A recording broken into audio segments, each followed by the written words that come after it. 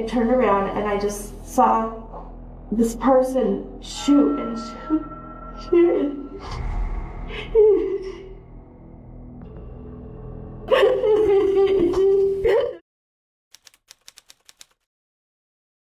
The woman you see here is 47-year-old Jennifer Faith, visibly devastated by a terrifying incident she and her 49-year-old husband, Jamie Faith, experienced in broad daylight. They were just an ordinary couple out for a walk with their dog when tragedy struck. Jennifer's husband was shot about 7 times right in front of her. But Jennifer had no idea that her interrogation would uncover far more secrets than she ever intended to share. And with that, the sinister killer would finally be revealed. This guy killed your husband. How do you know that? Because I have proof. I didn't know he killed my husband. I still don't know that he killed my husband. I wouldn't do that. Yeah. Why would I do that? And that's the question I have for you. On October 9th, 2020, Jennifer and her husband Jamie stepped out of the house to take their dog for a walk in the Oak Cliff neighborhood in Dallas, Texas. But what was supposed to be a peaceful time for the couple was about to take an ugly turn. Seemingly out of nowhere, a man wearing a blue mask suddenly appeared and unloaded his gun, firing multiple shots at Jamie. Officers who arrived at the scene shortly after reviewed CCTV footage from the area and spotted a black pickup truck leaving the vicinity. The license plate wasn't visible, making it difficult to identify the driver. However, officers noted something unusual mentioned by Jennifer herself. Truck is absolutely critical. Somebody has got to know whose truck this is. It's a black Nissan Titan extended cab. It had a Texas Ranger sticker in the back window. Jennifer was brought in for questioning as the officers tried to piece together who could commit such a horrific act against Jamie, a genuinely good man who was well liked by everyone. Have you guys had any issues with anybody since you've been here? Any disagreements and arguments? Yeah, it's so stupid, not arguments or anything. There's a dog down the street that we've reported twice and it's been removed from their home and they keep getting it back, but the dog would always be out and attacking us. And it just, the only other thing, the neighbors that are here right now, they're awesome, wonderful people, but we've lent them quite a bit of money. Oh, really? Yeah, and I just got $400 back of it. Which side? So on the north side of us. Okay, so right now, like right next to the white fence? No. Oh, the other side. Yeah. Okay. Other side, opposite side from where you were. Okay. Yeah, opposite side. Okay. But we're close with them. Like, they've got 5 kids. Those kids have come over and spent the night with us multiple times, and I mean, that's why we want the money. Like, Mona's been amazing and has been trying to pay it back. She didn't know that Melissa borrowed it, her partner. And so that's the only other thing, friction-wise, I can think of, but there's no way. Yeah, but your husband, he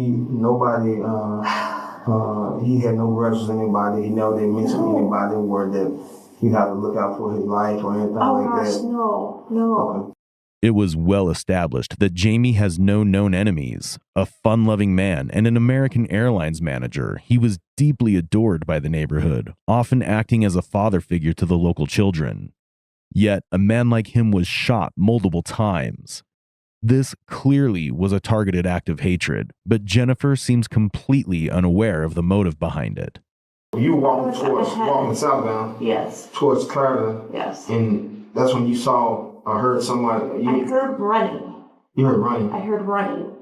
And then I thought, because he's always behind me, he stays and closes the door and stuff, and then kind of, it's the way the sidewalks are. He's always behind me when we walk.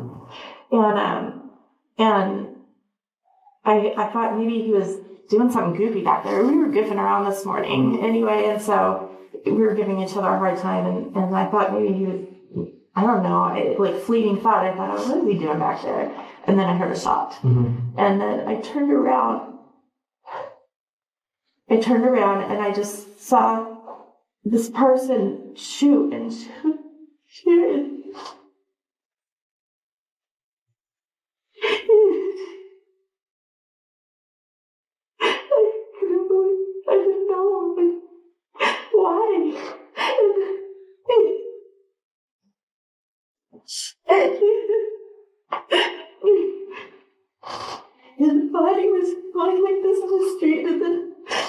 then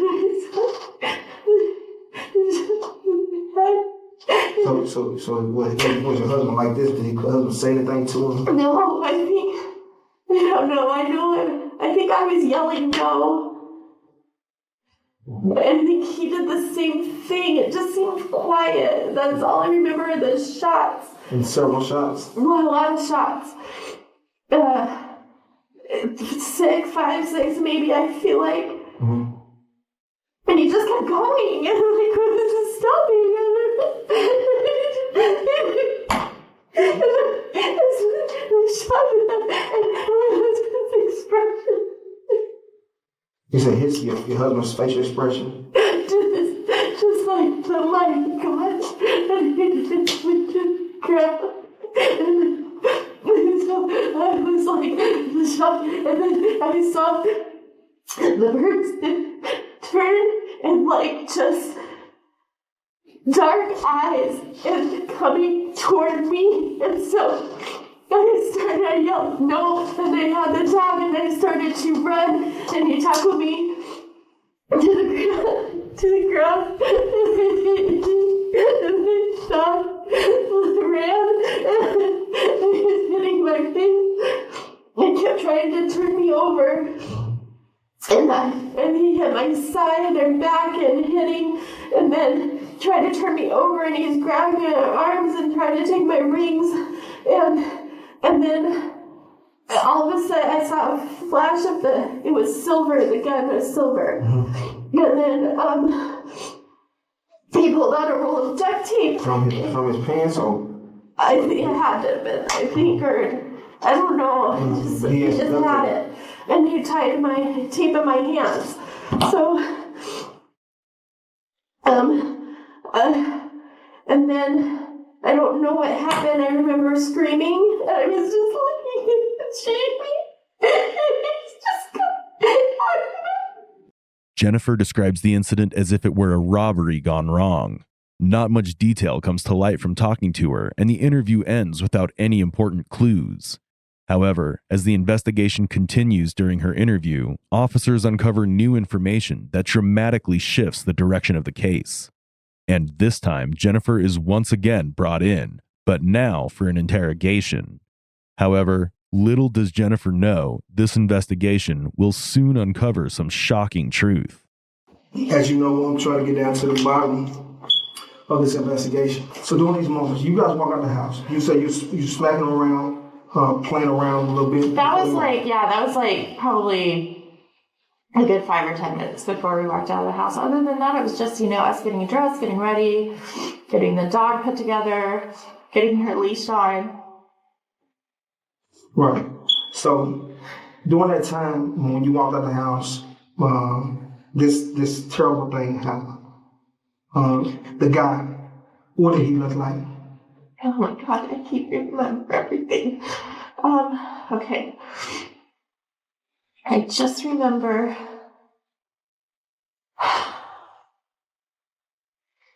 all I can really remember are his eyes, the black eyes, like just black, like not like in color, but like the pupils were really dilated.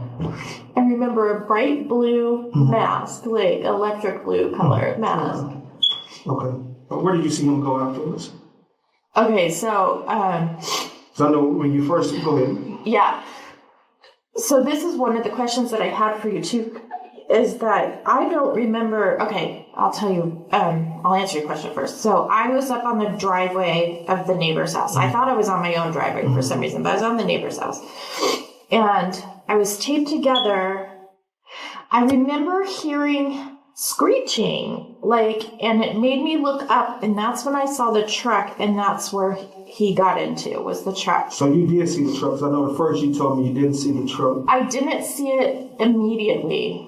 All of a sudden it was just there. It wasn't something that I noticed when we walked out or anything. And it didn't register with me when he was shooting Jamie. It didn't register with me that there was anything parked there. And so that's why I had almost felt like somebody had pulled up to pick him up. So just to back up a little bit, when you saw him holding Jamie, gun to Jamie, Jamie was like this? Yes. walking backwards like this. Or like this? So No. It's like this? Mm-hmm.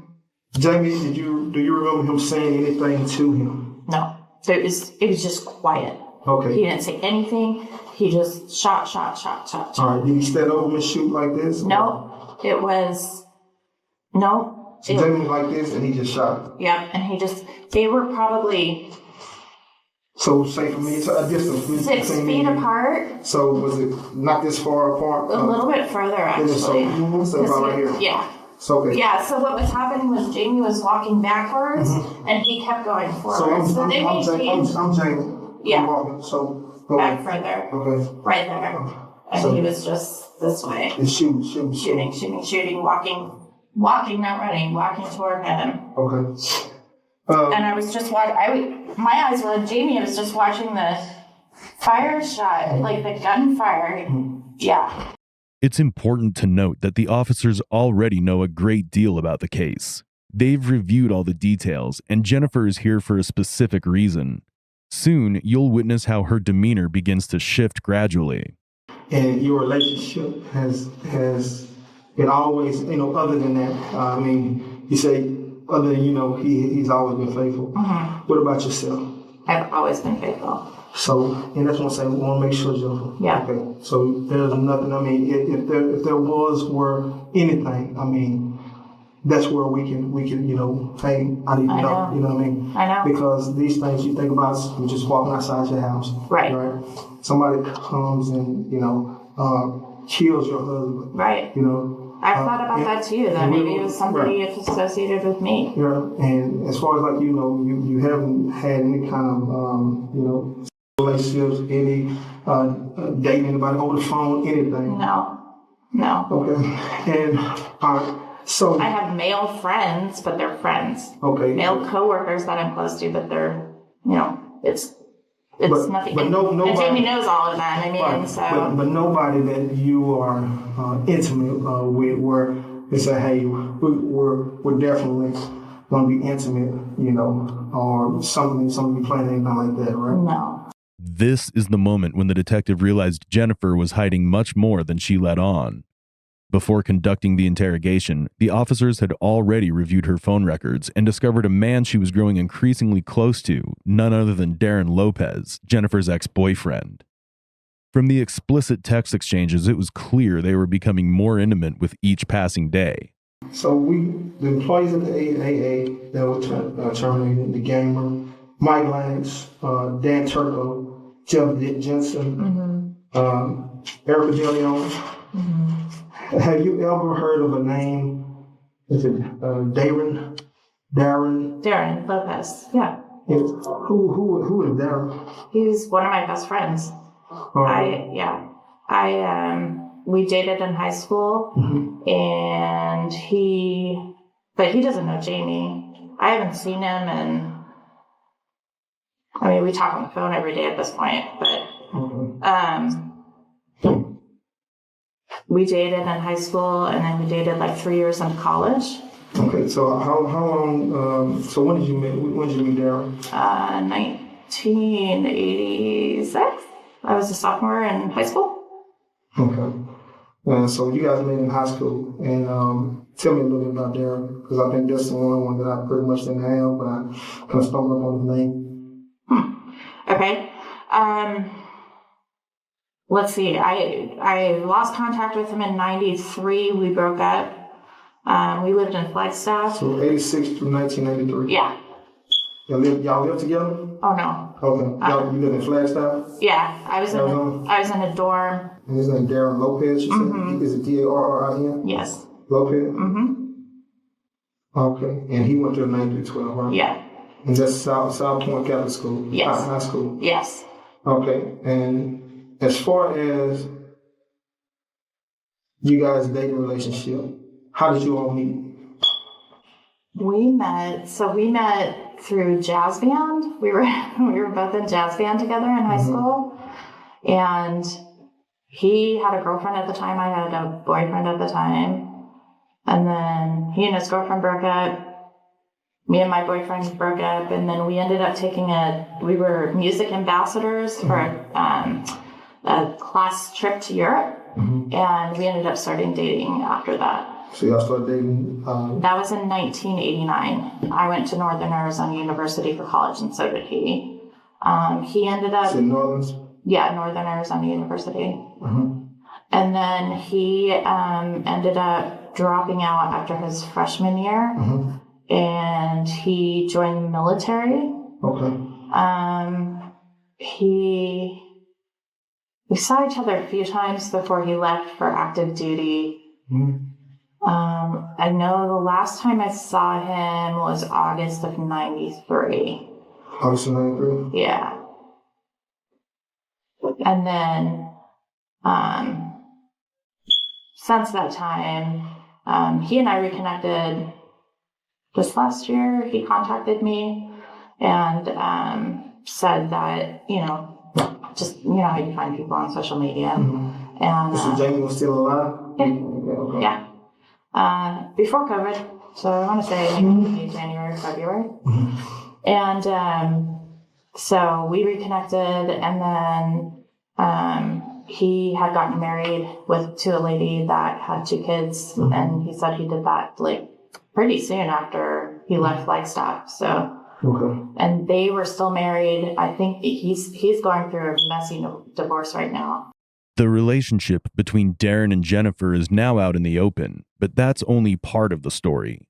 Jennifer admits to talking to Darren frequently, but avoids sharing details about their conversations.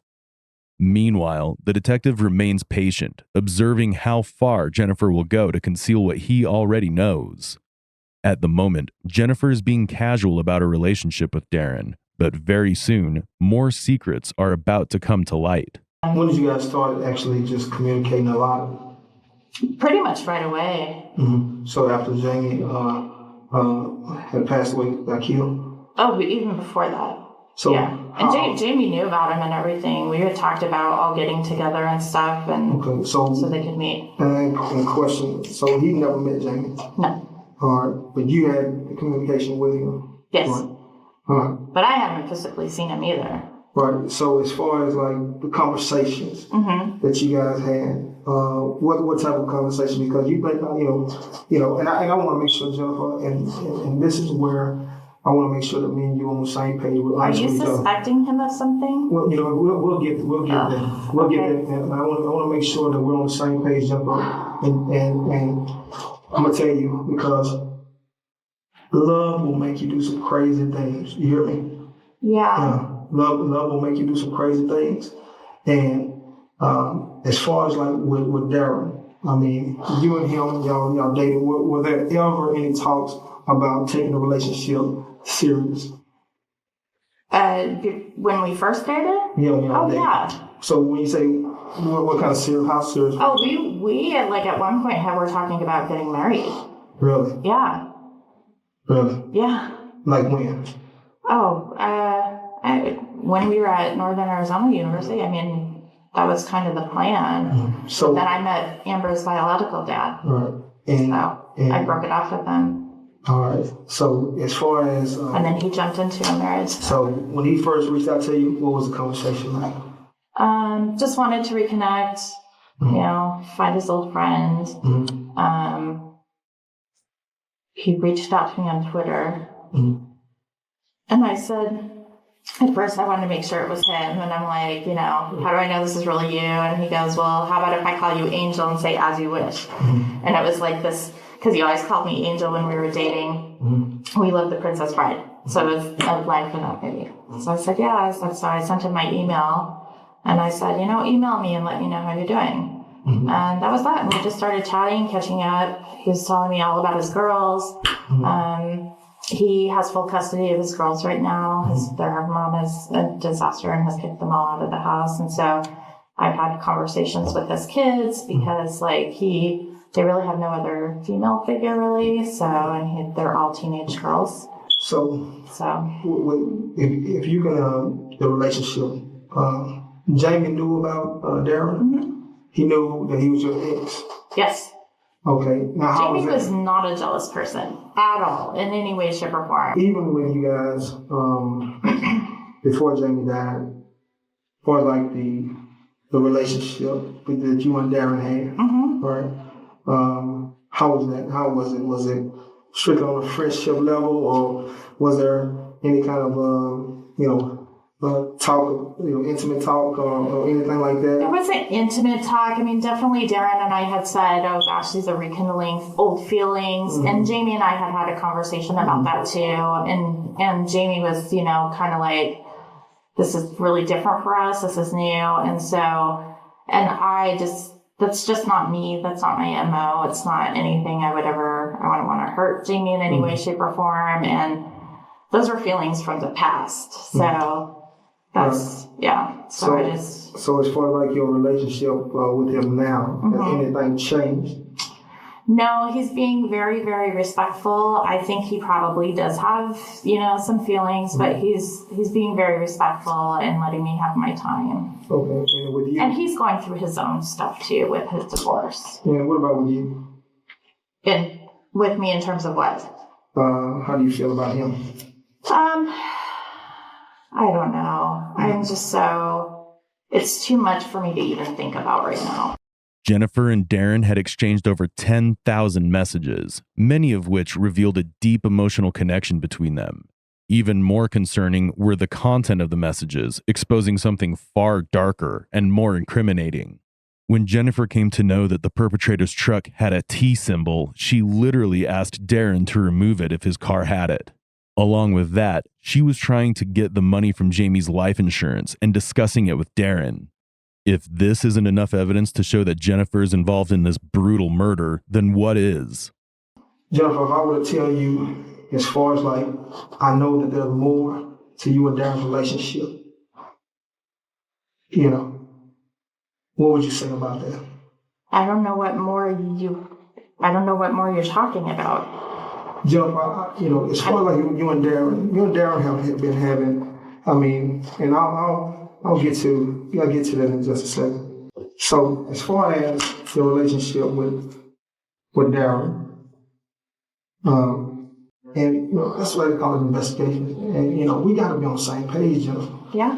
And I need to make sure that you're honest with me, because I feel that you're telling me some things, but at the same time, I feel like that there are a lot of things that you're leaving out. And me personally, in my heart, I believe that you knew what happened that day. I really do. Jennifer, you said that there was no connection. I asked you earlier if you were having an affair or were cheating on Darren. On Darren, no. Not Darren, I'm sorry, but on Jamie, right? So you said, so I have no idea, and you said this to your friend Tina. You said, I have no idea when I'm going to be able to talk to you over the phone, but I'm pretty much having a full-blown emotional affair. All right? These are text messages before, and I understand you said you were having, Jamie, he knew about it, but he was sad about it, right? Okay. You confirmed that you said this guy dated in high school and college, right? We broke up because we finished his school, and after he got out of base training, he was employed in South Korea. You said that? Correct. All right. But the thing that's striking to me is that you said in one of your text messages that he's already, A, planning on me being there, and B, you coming to visit. That's what you told her. This was so at the very beginning of things, though. Hold on. Because, and then another thing that's very striking, you told Tina that he has a 5-year plan on how y'all are going to be together. So, go ahead. Yes, at the beginning, and that's what I told you, those emotions were very strong. And that's what he had said initially, is that once Hope, his youngest daughter, had graduated high school, maybe we could figure something out that made sense for all of us, that kind of thing. But I put a stop to it because of my relationship with my husband, who I was very much in love with. Right. You put a stop to it back in August, but then it picked back up. August the 6th, Tina said to Jeff, she said, you still talking to that guy? You responded, I put the brakes on. Yeah. They said Jane was so hurt and internalizing everything, I just couldn't do it to him. But you told me that early on that you still continue to talk to him. You said even so, just as we're talking now. Yes. As friends. Right. But Jennifer, if I were to tell you I have other text messages that say something different between you all, because you got to understand. I'm concerned that I'm concerned that Darren has anything to do with this. Is there anything that's leading you there? Oh, yes, ma'am. Okay. So the other thing I'm concerned about is the fact that you're saying I knew everything that took place that day. So let's keep on. Okay. Like I told you, Jennifer, I want to go deep in this investigation. I want to get deep in this interview. Okay. All right. So the text messages alone. Do you know? You say you're just friends. On October 5th, you guys had over 667 times that you guys called each other and text each other. That's a lot. 667 in one day? Yes, that's what it says. That's what it shows, based on the records. Because you remember, we have a lot of things. October 6th, 419 times. October 7th, 640 times. All right. On October the 8th, all right, there was 133 times. But then there was a break. So you think about it. The day before. It was because Jamie was killed at 7:30 in the morning on October 9th. Right, but think about it. October the 8th, all right. October the 8th, there was a 133 times, but there was a 28 to 29 hour break where it broke the pattern. It was not consistent with what you guys have been doing. Give me 1 second. I'll be right back. I can't make this up, gentlemen. I can't make it up. I can't. I won't make it up.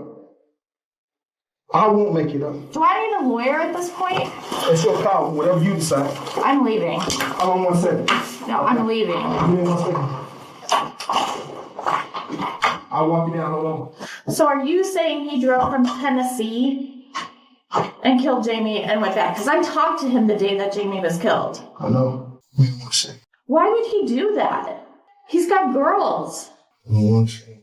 And if you're so convinced, why even bother listening to me about all these other people who I thought might have something to do with it? Do you know how much I've been racking my brain if you knew this all along?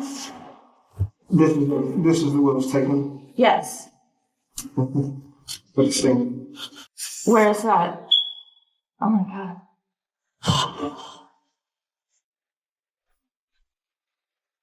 Where is this?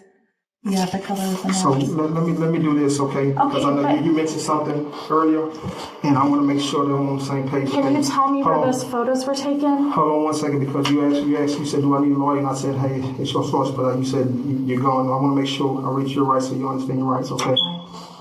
It's now time for the detective to put everything on the table.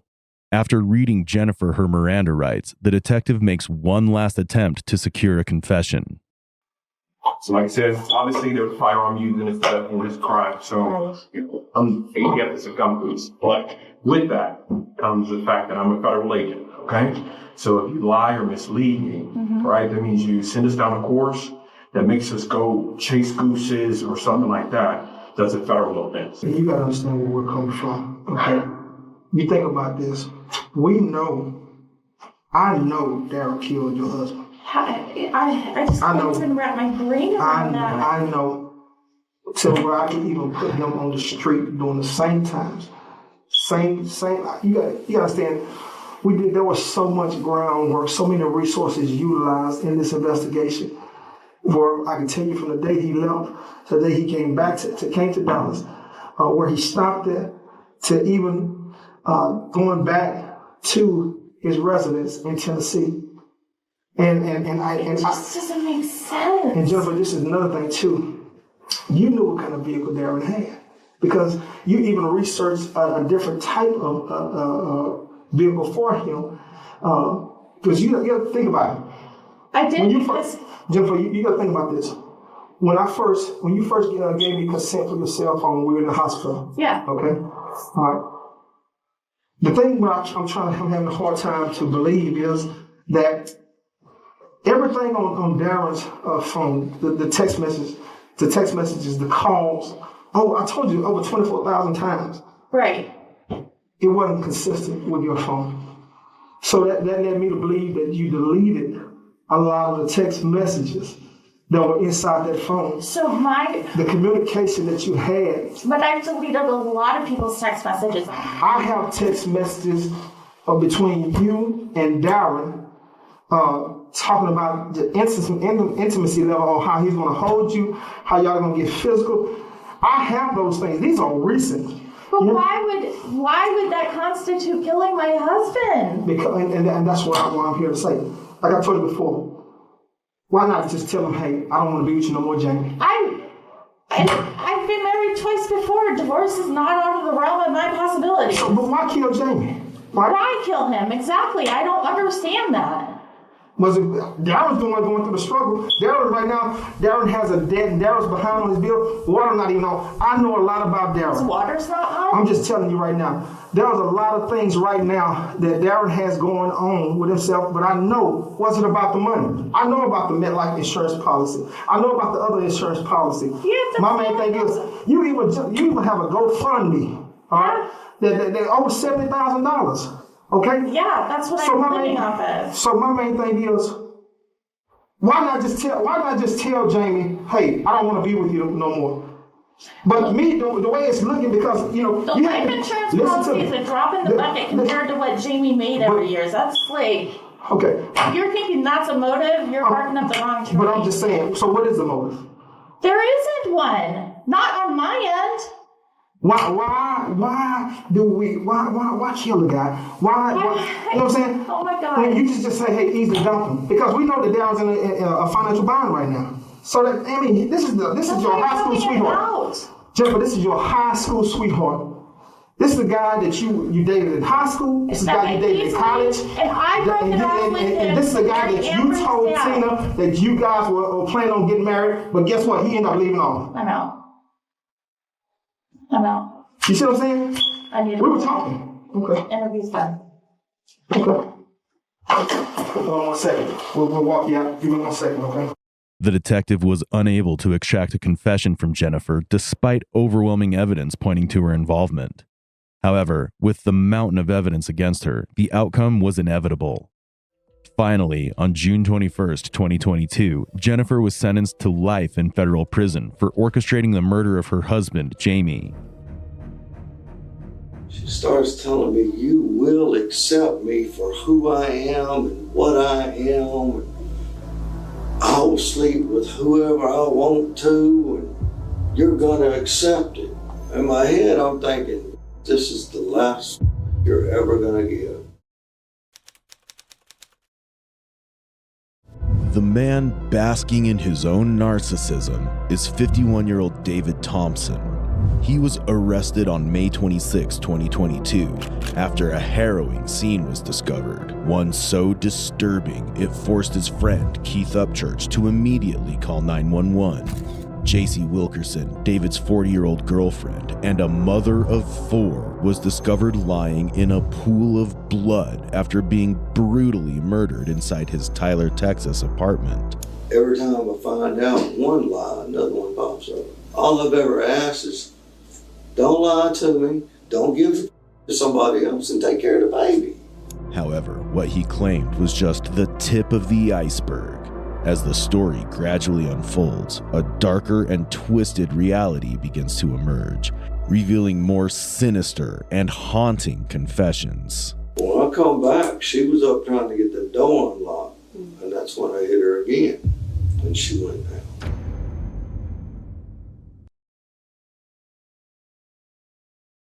JC Wilkerson had 3 children from an abusive marriage prior to meeting David Thompson.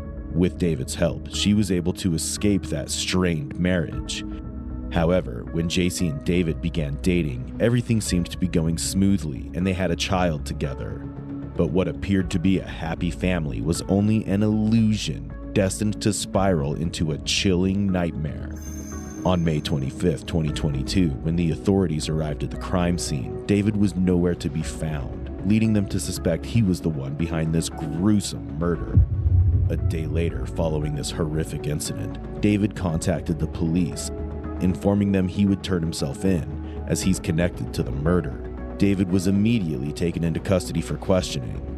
As David appeared to be candid about the details without being pressured by the detectives, he constantly claimed that he had caught JC cheating on him with other men and had provided her several opportunities to repair their relationship. However, JC continued her actions without any change. Now, what he's about to reveal isn't just another event, but a turning point, a moment from which there would be no going back. So I tell her, I say, yeah, that deal with Tommy, I said, you know what, there's no way he could have known where you live. I mean, you haven't talked to him, right?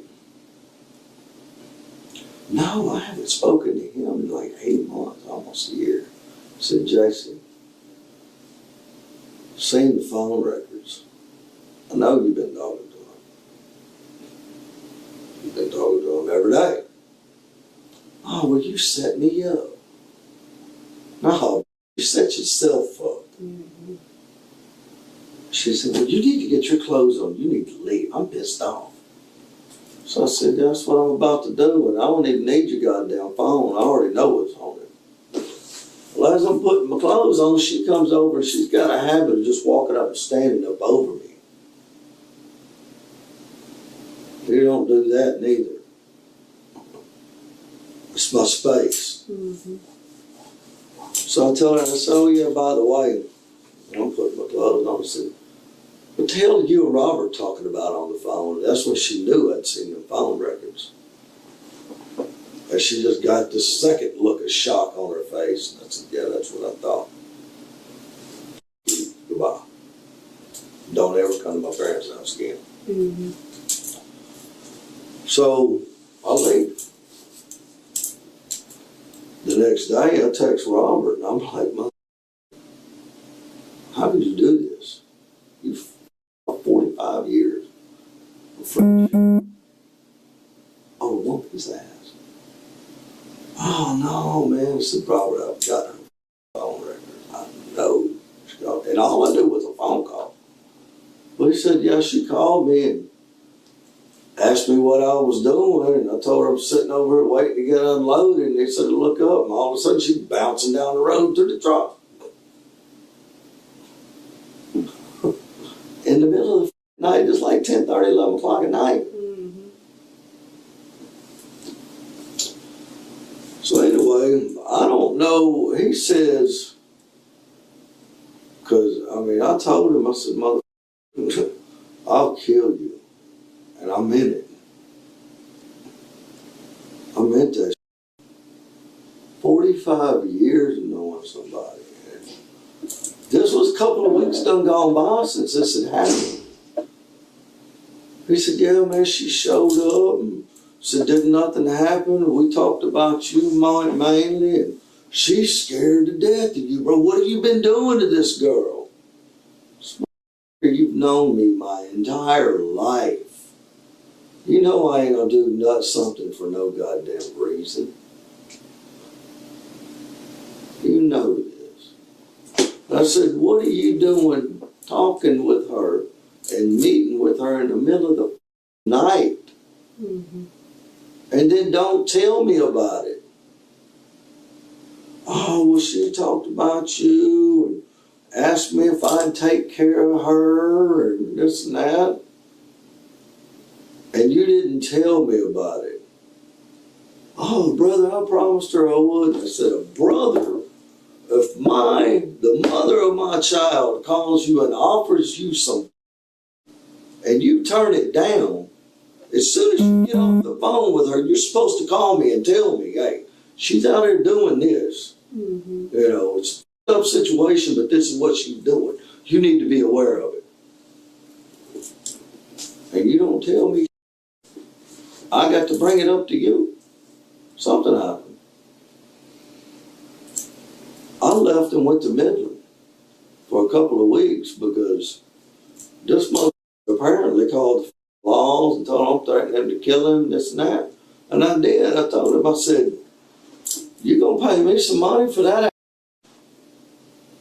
I said, you broke. said, you wrote 45 years of trust behind that. Man, did nothing happen. I said, he said, if you need some money so bad, go give me some parts. Because I get truck parts and I sell them to him. So the money, I don't need the money. The money's to keep me from killing you, dude. You her, I know she's a, it's you that surprised me. You were supposed to tell me, and you didn't do it. That's what a brother does. He looks out for you. He felt betrayed by him. Betrayed, the ultimate betrayal, because his mama spanked my ass when I was a kid, and will still do it. She's down there 90 years old. Mm-hmm. You know? Mm-hmm. I mean, it's that we are family, period. And you ain't gonna tell me my girl just offered you some pussy. As David claims, he caught JC cheating on him again. He isn't just describing the betrayal, but reliving it, as it isn't just about infidelity, but a collapse of trust, an ultimate betrayal by his own best friend. While he tries to convince the detectives of the pain he endured, he's subtly attempting to shift from a perpetrator to portraying himself as a victim of circumstances. Detectives don't interrupt here, as they know that letting David speak freely will help them understand his emotional motive behind the crime. The story slowly unravels, exposing dark truths that not only incriminate him, but also reveal the disturbing complexity of David's mind. What do you have? What really happened? You tell you? He says nothing. She said nothing. She swore to God. But her story was he rode through Bullard. He contacted her. She contacted him, and then they went and sat in the truck, but then nothing happened. But you a lying sack of shit. Right. You lying. They giving the statement of, will you take care of me? And Right. something happening. I Yeah. wouldn't just go up to some dude and say that. Right. He ended up paying you, or did you just cut him off? No, I took off to Midland because He called the cops. we called the cops. And my parents were like, you got to go, Michael. You done scared the out of him. You know, and I mean, it's all out there. I done told my parents what happened. You know, his mama, I mean, it blew her mind. She didn't believe me. You know, and I talked to her about it. I said, Jason, what the are you doing here? Mm-hmm. You know? And she, you know, when we met up and this and that, but did nothing happen. I'm like, man, I got to get out of here because somebody's going to get hurt. Mm-hmm. And I left. To get my head clear. Mm-hmm. But I mean, I'm already going insane. Driving me nuts. And every time I find out one lie, another one pops up. And then I figure out that lie, and another one pops up. I'm tired of being lied to. Mm-hmm. All I've ever asked is, don't lie to me, don't give the to somebody else, and take care of the baby. I got you. I got everything else. And you can't do that for me. After all this shit, I done went to war for you and your kids and your ex-husband. Went to jail for him? Went to jail for him. Worked And- downtown for him? What? Everybody at work, because when I bond out, I go right back to work. They're like, man, what are you doing still with her? Mm-hmm. It's the mother of my child. Mm-hmm. I'm old school. You know, I believe take care of your responsibilities. Mm-hmm. Period. And I love her. I do. Even though I know she's a lying ass, I love her. And I want this to work. I know you mentally off, because ain't nobody gonna be doing the shit you doing and be sane.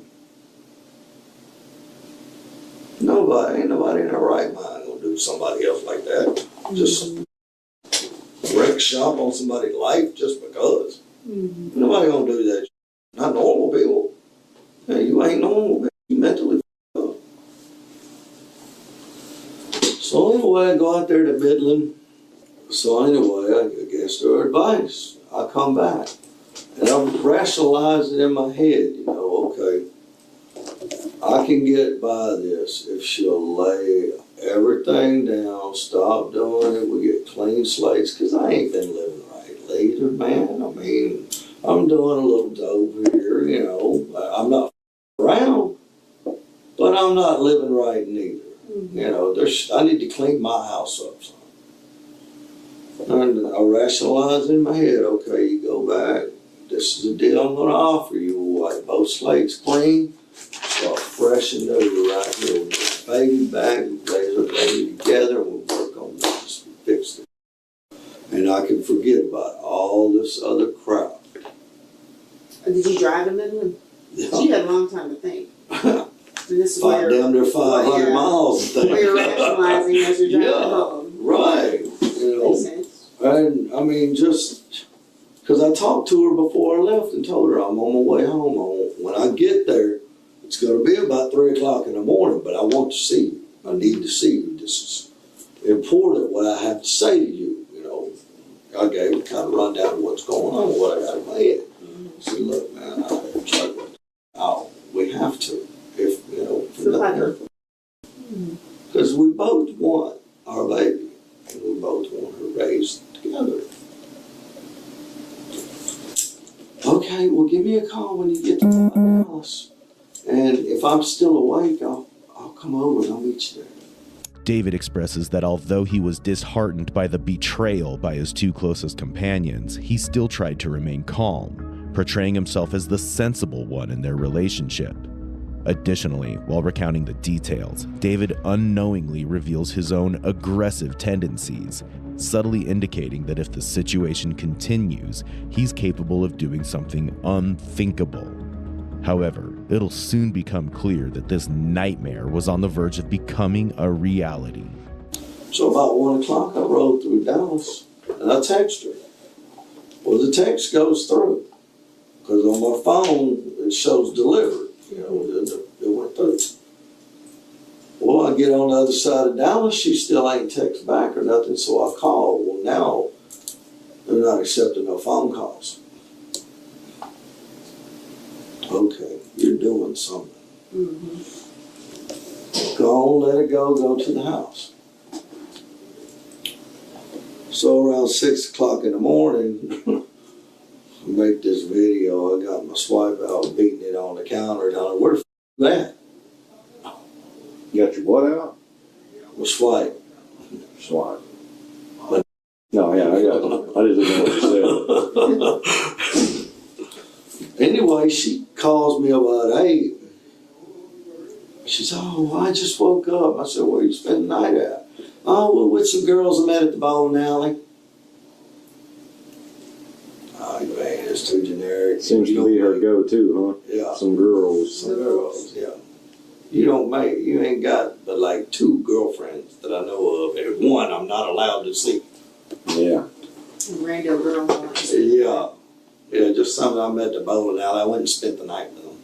You lying. But okay, because I've been gone. So she comes over to Dallas. I said, oh yeah, by the way, I got your phone.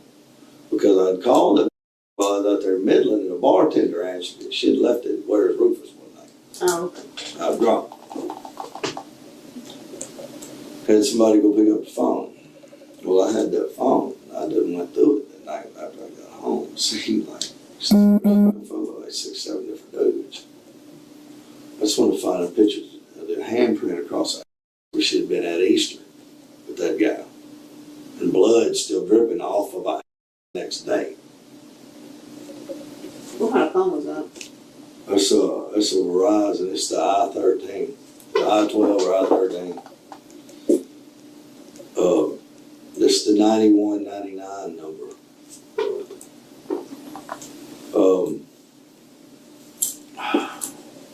I see this when she done sent this picture to that guy that Sunday evening, and they laughing about it, talking about y'all can spank me anytime, and I enjoyed it, and how she's been sleeping with him off and on for a couple of weeks now, and here several other dudes she'd been going and meeting at different places and bars and this and that, and evidently having with all of them.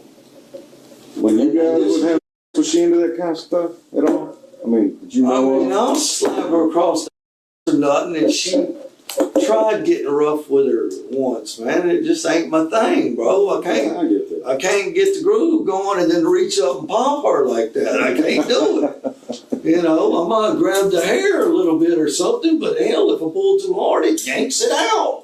Yeah. I'm not trying to do that. Mm-hmm. So it's a little odd to you that she's doing that. Yeah, it's odd. And I know she's mentally unstable. And the stories she's told me about back in California, I heard doing that shit and, you know, asking dudes to beat on her. Strange. Oh, yeah, it is. And she would tell me that's how I punish myself. When I'm feeling bad or I've done bad, I do this to punish myself because it makes me feel. Letting somebody beat the f*** you like that makes you feel, but you're going to send me to jail for it. Mm-hmm. Yeah. Mind games. Mind game. Well, I can see how that pissed you off pretty good. Oh, yeah, brother, it drove me. I'm still having trouble. Like, just alongside us, just being able to talk about it's released a lot. That was good. Just being able to talk about it. Mm-hmm. So I've been sitting in that tank and just I'll have moments where I'll get thinking about it and I can't breathe. I go to hyperventilate and I have to go lay down and just feel it. Get anxious about it. Yeah. So whenever you confronted her about the phone messages from the Red Rufus phone, what'd she say? I just told her, I said, because I told her, I said, look, man, we'll just wipe it clean. Because there's some text message on there before I took off to Midland where we talked about them bruises and the handprints. Because she had came over and we had, and she had all them bruises, and I was like, well, after we got done, I ran her off. Because while I'm doing her, I'm looking down at my hands, and my hands are sitting inside these bruises on her eye. In the exact same spot. And I told her that, I said, man, it's me up. Yeah. It's definitely a root killer. Yeah. David's statement reveals his inner turmoil over being trapped in repeated betrayal. He states that he was aware of JC's pattern of lying, yet he justifies remaining in the relationship. These seemingly minor incidents eventually became psychological triggers, which he had internalized but never emotionally processed. While claiming that he confronted JC about the ongoing situation, he isn't just expressing frustration, but unraveling as a man who's caught in a constant loop of emotional neglect and rejection. She agreed to wipe the slate clean, or was she? No, she wanted to have 1 foot in my bedroom and 1 foot over at the other house she's got, the one by the lake. Okay. I told her, I said, Jason, it's not going to be like that, baby. I'm not going to have you sleeping over here with me and then going out and sleeping with who the f*** ever. And then you roll up and spend the day at my mom and dad's. And you all these other dudes. I said, I went through the goddamn phone there, seen the pictures, told her I had the pictures and everything. I said, I see where you're messing with like 6 or 7 different dudes. I'm not having you come up into my parents' house and that's going on. Well, we'll just deal with it then. I said, no, my baby's not going to live that way. And I said, I gave you a chance in Texarkana. I said, you laid up in the bed with the black dude with our baby in the bed with you. And I said, I was trying to give you a chance then. Tell you a hint, I know what the you did, clean it up. Don't let it happen no more. But you don't take hints well.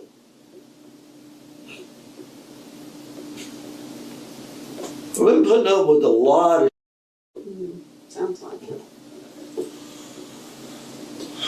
Anyway, I tell her, I said, JC, it's either you're going to be all the way in or you're going to be all the way out. There ain't no in between. So she leaves. That's what it's going to be. Over the next couple of days, you know, I'd try to text her, well, I can't talk to you right now, I'm busy. Okay, whatever. You know, it's back and forth like that. If we do respond to one another's texts, it's just short, I can't talk to you now, or I'm busy, and this and that. And I'm like, I know what you're out there doing. Already know. So, we were supposed to have that meeting on the 25th with CPS. Everybody was supposed to be out there. She called me the night before. No, let me go back. When she left after I gave her the ultimatum, it's either you go all the way in or you go all the way out. She leaves. Well, I know what she's out there doing, so I show up. I come to the sheriff's department first, because I done seen all these bruises and shit. And we had sex in a video with all the bruising. If y'all got that camera from that nightstand, one of the videos on there. Okay. I went to the sheriff's department. I'm like, man, they gonna f her up. She gonna run into some dude. He's gonna hurt her. Way worse than what she is already. Well, I'm like, well, ain't nothing we can do. Go talk to Tyler PD. So I went over there and I sat out there by the damn coke machine for an hour, waiting on somebody to come out. Man, because if she's not concerned with her herself, why the hell should I be? And I leave. Was this after the paper is? Yeah. Okay. Yeah, this is like the next day. Next day. Yeah. And I leave. Sure. Well, What time you came up? It was during the day, probably around noon, something like that. If we can find my phone, I can tell you. But anyway, I'm coming out and I'm going down Broadway, where here she comes riding down Broadway with some chick in the car. I flip around. I tell her to pull over, JC. Why, Poppy, why? I said, JC, pull the over right up here. Because I don't want to go talk about this in the car driving down Broadway and with this chick, I don't even know who the hell she is. Yeah. Pull over and we'll talk about it. Because now I'm to the point to where I don't know what to do with this girl, man. I love her to death. And I don't want to lose her. But I'm not going to put up with this. I'm not. And my baby is not going to live through this. And I'm not doing it for the next 18 years. Well, we're doing DoorDash right now. I said, well, okay, as soon as you finish that order, you come back here. I'll be waiting in this parking lot, this Salvation Army parking lot. Okay. I said, I'll be waiting right here. So I go up, they go on down and turn down Gentry. Well, I was sitting there in the parking lot. Well, I get this phone call from some dude talking about, you better quit following that car around. Who the f*** are you? Yeah. Well, you messing with the wrong one. I said, you don't even know who the f*** I am. Shut the f*** up, mind your own business. Oh, well, that's my wife in the car with her. I said, that's my baby's mother right there. That's just been being beat on it. I'm up here trying to help this girl, and now you up here threatening to tune me up. Oh, well, you're with the wrong one. I just hung up on you. How do I get rid of her? And how do I keep her from getting our baby so my baby is not laying in the bed with her while she's whoever? That'll have her, just anybody. And if she's letting dudes beat on her like this, what's she gonna let them do to that baby? My baby. Mm-hmm.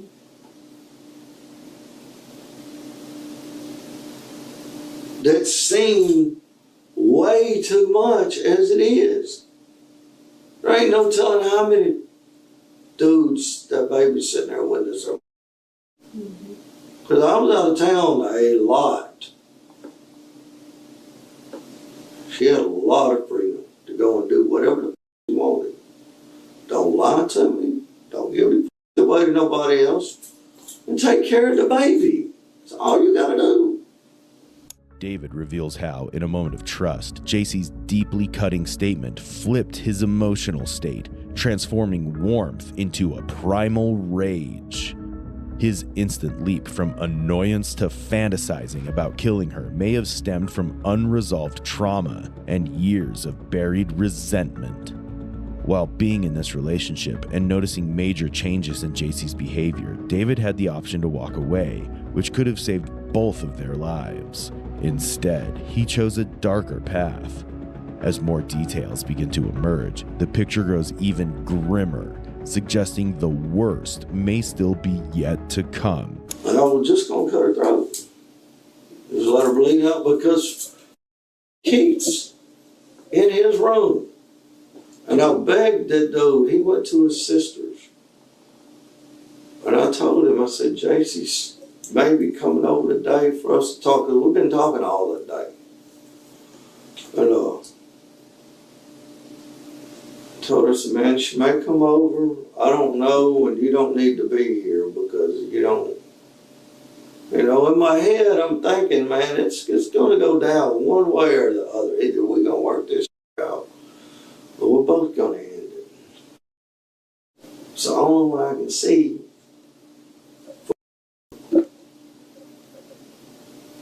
Because that's what's important. Right. Making sure she lives a good life. Yeah. Mm-hmm. And my mom asked me a couple of weeks ago, she said, what do you want out of life? What do you want? To have a better one than I have. Mm-hmm. Decent life. Not knowing what her mother's done, doing, whatever she may do in the future. She don't need to know that life. And I'd have no idea what I'm doing with her, baby. I'm 50 years old. But you love her.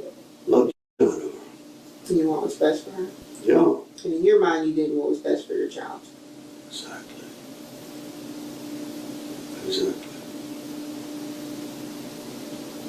So anyway, just gonna cut her throat, and she saw that machete, and that's when she grabbed for it, went to wrestling with me, dropped the hammer.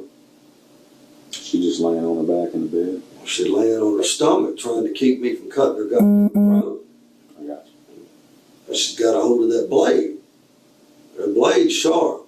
Mm-hmm. It's real sharp. It ain't never been used. Anyway, I finally jerked the machete away from her, and she goes to one side of the bed, and I go to the other, and I grab that hammer, and that's when she knew what was happening. I wasn't going to stop. And she took off running.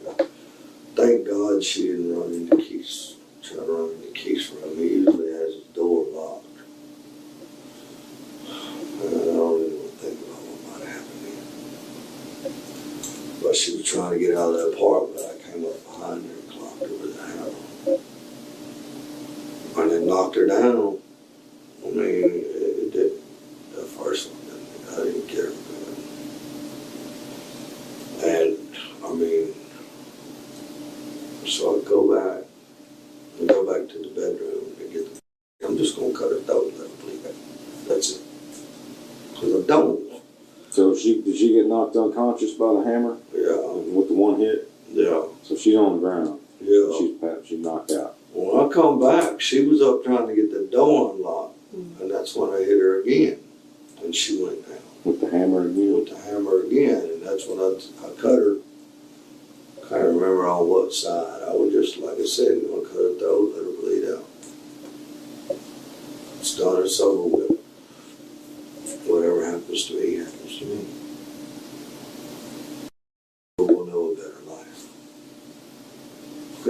point. That's all I care about. Make sure that our baby had a chance. Because if she goes with JC, there ain't no telling what's going to happen. Right.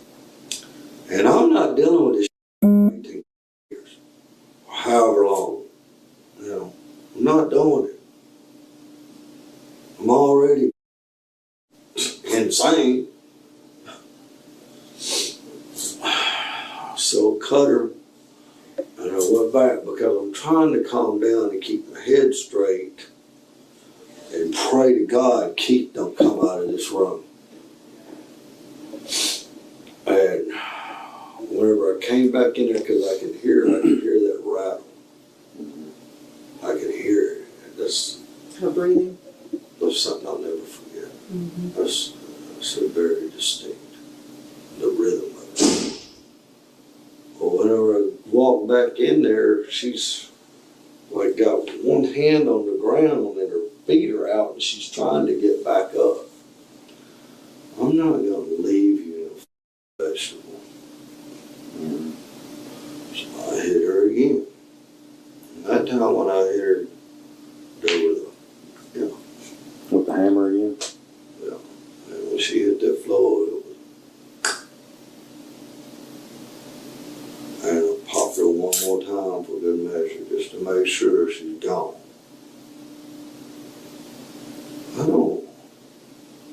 didn't want her to suffer.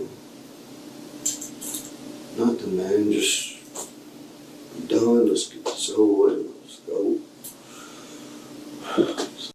Can have a pet.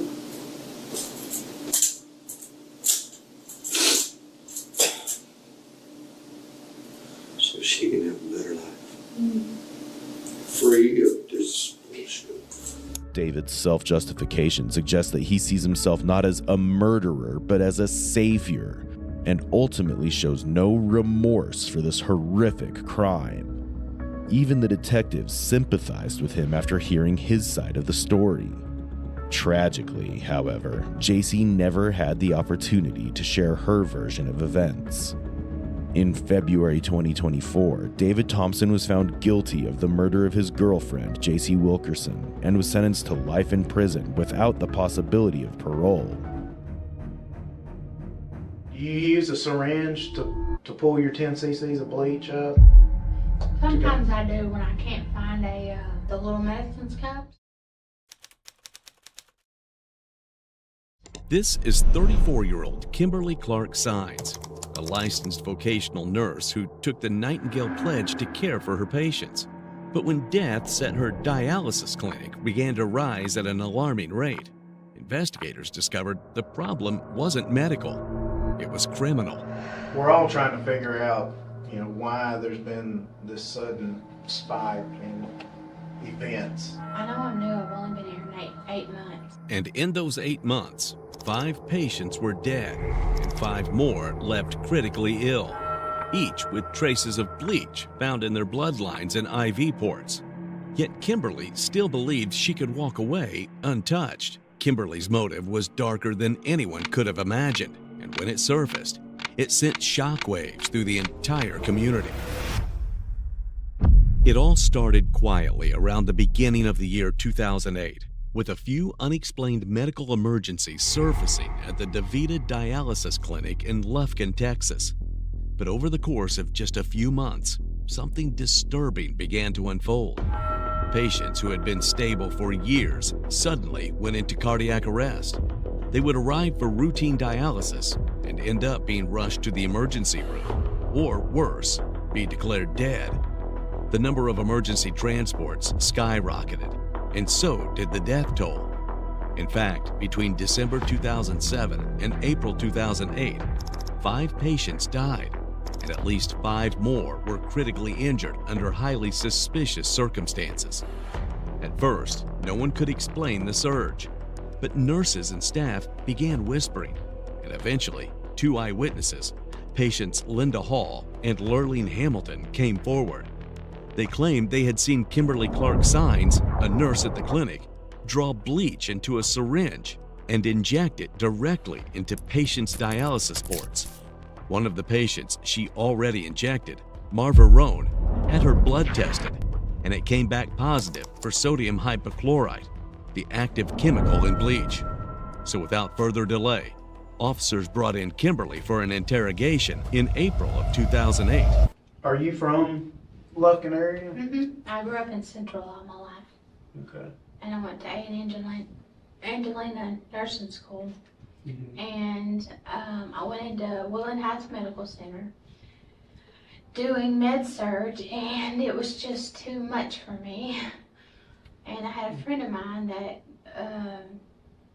asked me to come, you know, just to see what dialysis was like. And the first, I don't know, 6 or 8 months, it was going fine. And I don't know, these last months, I'm just scared to go to work, to be honest with you. I mean, because they can't tell us what's going on, and I'm doing everything by the book, and I'm scared because I have a license, and I'm scared if I do something, then I've lost my license. You know? Could you elaborate on that a little bit? Well, okay, well, when we get there, you know, there's procedures. The past 4 or 5 months, or 3 or 4 months, there's been new procedures. Used to, and it's okay for me to call talking to you, right? Yes, ma'am. Okay. That's fine. Okay.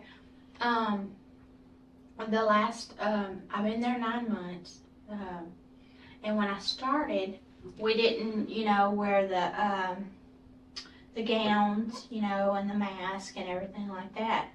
And certain ways people were taught to be put on, no matter what their blood pressure was, you know, you put them on. And we had a lot of people complaining of chest pain, you know, trying to get fluid off. And so then they decided they would have a nurse that would just go around and monitor blood pressures. And the anxiety in that clinic was just, and I don't know what it is. It's just, and I know we're all new, except for a couple of people. And I'd never done dialysis before in my life. I'd worked at Woodland Heights, and I'd done med surg. And a friend of mine asked me if I wanted to do dialysis. And I enjoyed it in med surg, you know, the nursing, when you go through school, and I enjoyed the med surg. And it took me a little while to do the fistulas and the cannulas, you know, they're not all up here in the ports. And there's certain ways you have to do things. And I have noticed lately that there's been a lot of sloppiness. And that's 6 inches from that person's heart. And I would just like to, if I'm going to put a catheter on, I want to draw all my meds so I know where they're coming from. On average, 1 to 2 patients per 100 on dialysis die from treatment-related complications per year in the U.S. But at Kimberly's clinic, 10 patients became victims in just 8 months after she joined. She shows her fear. However, very soon, it is about to be clear that beneath that otherwise innocent-sounding voice is actually a sinister story. I don't want to shoot something up there that I don't know what it is, because that's just right there at the heart, and if you do it, then, you know, and they reduced the machines and everything, and it seemed to be going all right, but there's just been bleeding, and I don't know. You know, we keep sending to hospital for bleeding, or their access tore, and I don't know if we need a new, my preceptor quit like about 6 months ago, and we don't have a preceptor, so. Okay. I am scared. Educate me a little bit. What is a preceptor? Before Kimberly recites an essay to explain what a preceptor is, let's put it simply. A preceptor is an experienced professional who trains and supervises someone new on the job, in this case, a nurse. But here's the catch. Even Kimberly's own preceptor got fired. That alone speaks volumes. And now, this extremely educated nurse is about to share her insights on how the patients at her clinic suddenly started dying at alarming rates. And dialysis, but you have to have, you get machine ready up, and that takes a good 15 minutes, and you know who your patient is, and you know where your graft is, and you get it all ready. And the dialyzer, it has Ritalin in it, and it's got to be circulated, because if they get a Ritalin infusion, well, then they're off to the hospital. It's like bleach. So we had that, and then we just had so many chest pains that I just don't understand. And they said that we've had so many deaths in the past 7 months. April. And it's just scary, and I'm scared to leave my patients. I'm just constantly, are you okay? Are you okay? Are you okay? Okay. And so I'm really not sure what to do about it. I enjoy my job, and I only know I've been here 9 months, but you either hate it or you like it. So, and if I can I have good patients that they come on, they're cheerful, they know they're here. They know they're here for, we're just trying to help them feel better. And it makes you feel better at the end of the day. But when you have codes after codes, it's just frustrating. And you're like, you lose your mindset of like, okay, where am I? Where do I group at? So, and I really thought that dialysis was what I wanted to do. But I don't know what's going on.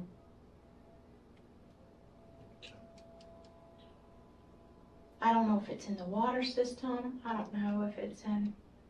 Have they been checking all that? Yeah, that's what they said. But I know that every day they have to do a police loop through the whole thing. And I'm just curious, what if our machines are hooked up and they have some bleach in them? I haven't researched into that, but I just have to wonder what kind of reactions would happen if there was some bleach machines, not clear. I know you bleach them every week.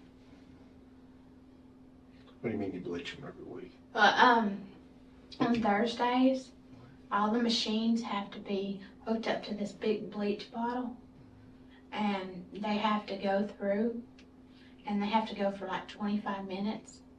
And when it's done, you take your bleach bottle out of it. And to me, when I get there in the morning, if I know it's Thursdays or bleach days, so when I get there in the morning, I just check. There's a little, spout thing, and you can spout it and check for chlorine, because I just don't. You just don't think they'd have got it out? Well, I don't know. I just don't. I know they bleach the route of they bleach the loop, and maybe that comes all out. I don't know. I just have a habit of pushing the bleach because I don't know when it was last done, and I don't want to kill my patients. Pushing the bleach. The bleach? Yeah. They put it in after the patients are gone, they're in these little Tyler cylinders. And you go back to your main screen and you go chemical, bleach. And it'll go through about 35 minutes. And then there's a little drain thing on the side. You're supposed to squirt it for like a couple minutes, get your little bleach thing, and make sure there's no bleach in there. You're supposed to have 2 people do it.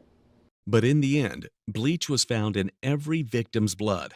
She even admits to pushing bleach through the system without knowing when it was last cleaned, and doubts if the machines are properly flushed. This is not just carelessness. Even without any malicious intent, it is outright dangerous. But given the position she is now, it feels more like a decision than a mistake. And it seems like, and then it might not be my place to say, but we had 32 chairs, I believe, and it doesn't seem like there's a lot of people watching. I sit by my patients because I just don't, I'm scared. I don't want my patients to go out. And it's my license on the line. You know, it's not just a PCT, you know, I have.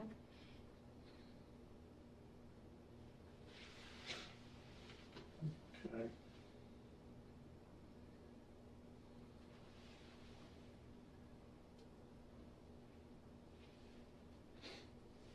When you first started working there 9 months ago, what kind of training did you get? First of all, they set me up on the machines, show me how to do those.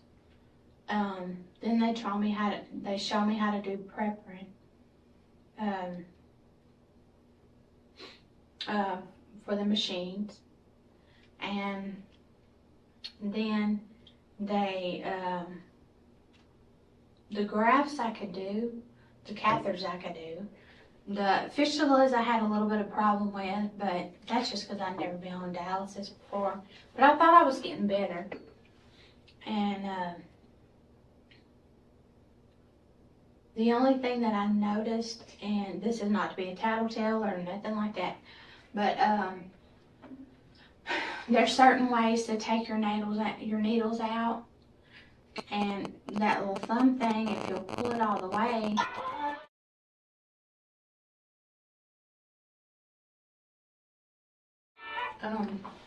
if you'll pull it the right way, then there won't be any pressure on there and it won't tear their arterial or venous line. But I have seen patients, you know, just gauze it and then yank it, keeping pressure on it. So, and I don't know if that has anything to do with arterial, you know, bleeding.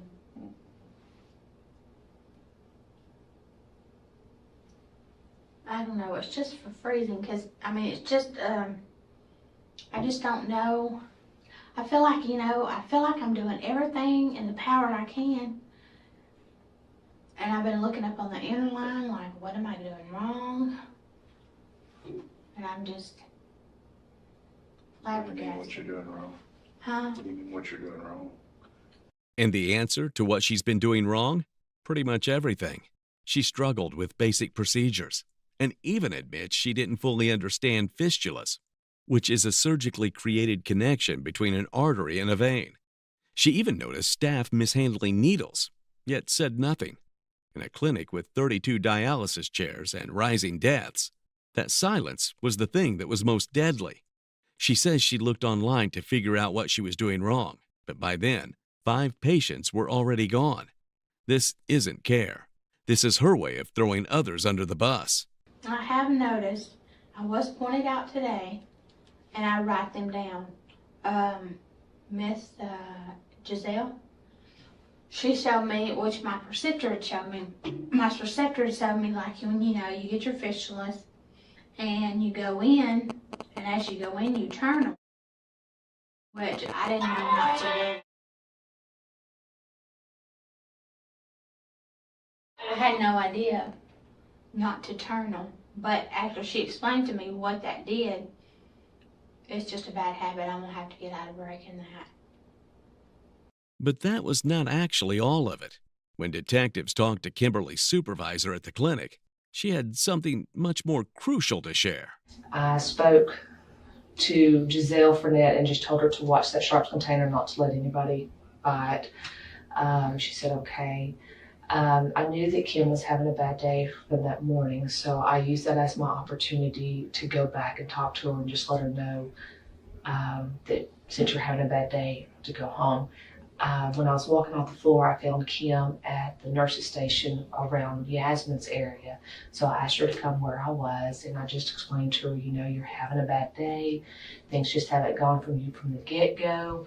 And so, you know, and she's like, well, now they're telling me that the patients are saying that I put medicine or I drew up something and put in one of the patients' thing, and I didn't do it. And I said, well, you know, that just means you're having even a worse day. Kimberly's actions weren't invisible. She thought she could be discreet by lurking in the shadows, but it failed miserably. Even patients would see what she was doing, and that raised alarms around the clinic. But now, Kimberly, with her innocent voice and a phone that never stops ringing, goes ahead to say things that one would only expect in a thriller movie. Did anything happen yesterday out of the ordinary? The only thing I noticed, like on my side and Christy's side, Miss Roan's Venus chamber was cutting off. I mean, it had big cuts in it. And asked her if she felt okay. She said okay, so I gave her a little bit of saline to try to get that. It was like a monstrous cut in there. I don't know if it had to do with our changes of our heparins or, because we did change our heparins. And tomorrow didn't seem to be, you know. Where were you assigned to work yesterday? I was assigned to work as a med surge, but when Tammy Watts didn't come in, she had 4 shifts to patients, 4, and yeah, she had 4 shifts. So I picked up her shifts. Okay. What did that mean when you picked up her shifts? What did that change your responsibilities to be? Well, I couldn't do any meds.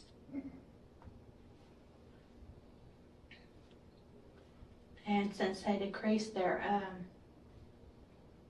the bolus, the infusion, it was like 5, so we just kind of, every time he did a vital sign, we had to have a little bit more saline to keep it from clotting. Using saline in dialysis is normal, as it keeps blood flowing and clears the lines. But Kimberly mentions it over and over, almost like she's trying too hard to justify herself, and at the same time, hide something else. Even her talk about covering extra shifts feels more like showing off rather than her wanting to help. And beneath the surface, that constant self-praise hints at narcissism. You keep saying you added saline. What do you mean?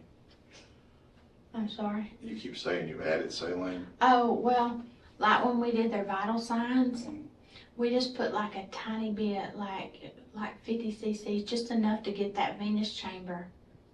Because we didn't load them up with that Miss heparin. Sandy gave the heparin and the boluses, and that kind of slowed things down a bit, but that's all. I mean, that's all we did.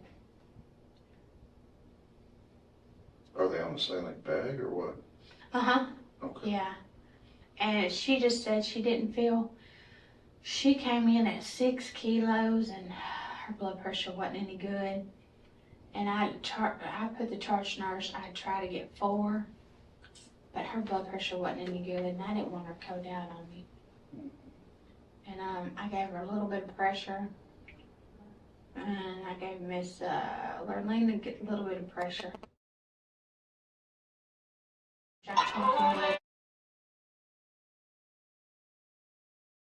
While she stays glued to her phone, let's clear a few things.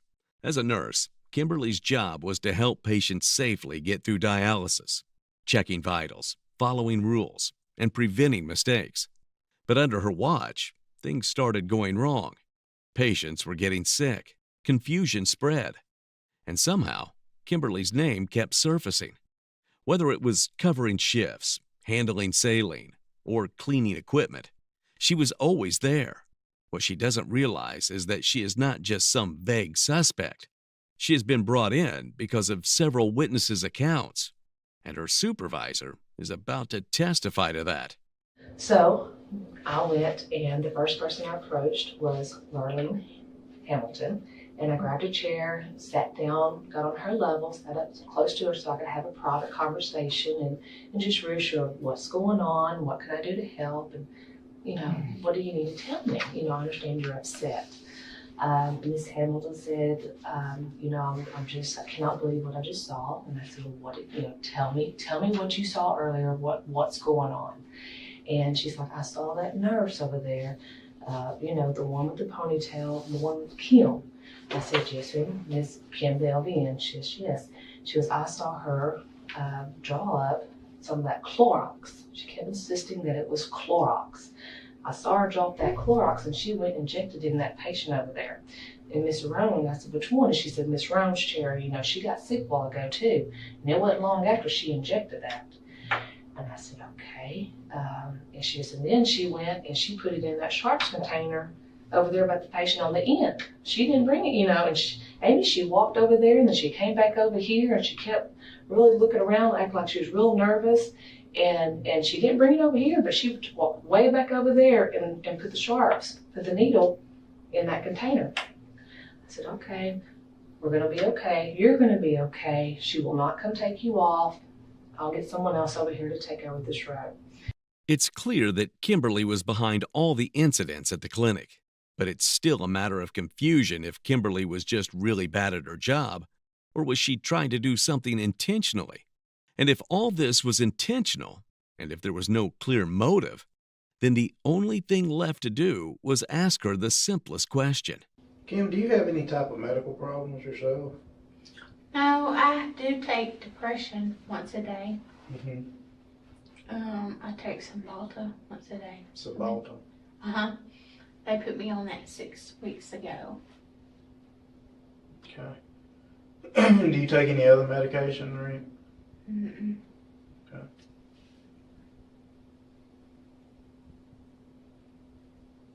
Does the Cymbalta affect you at all? No, in fact, he started me on 60.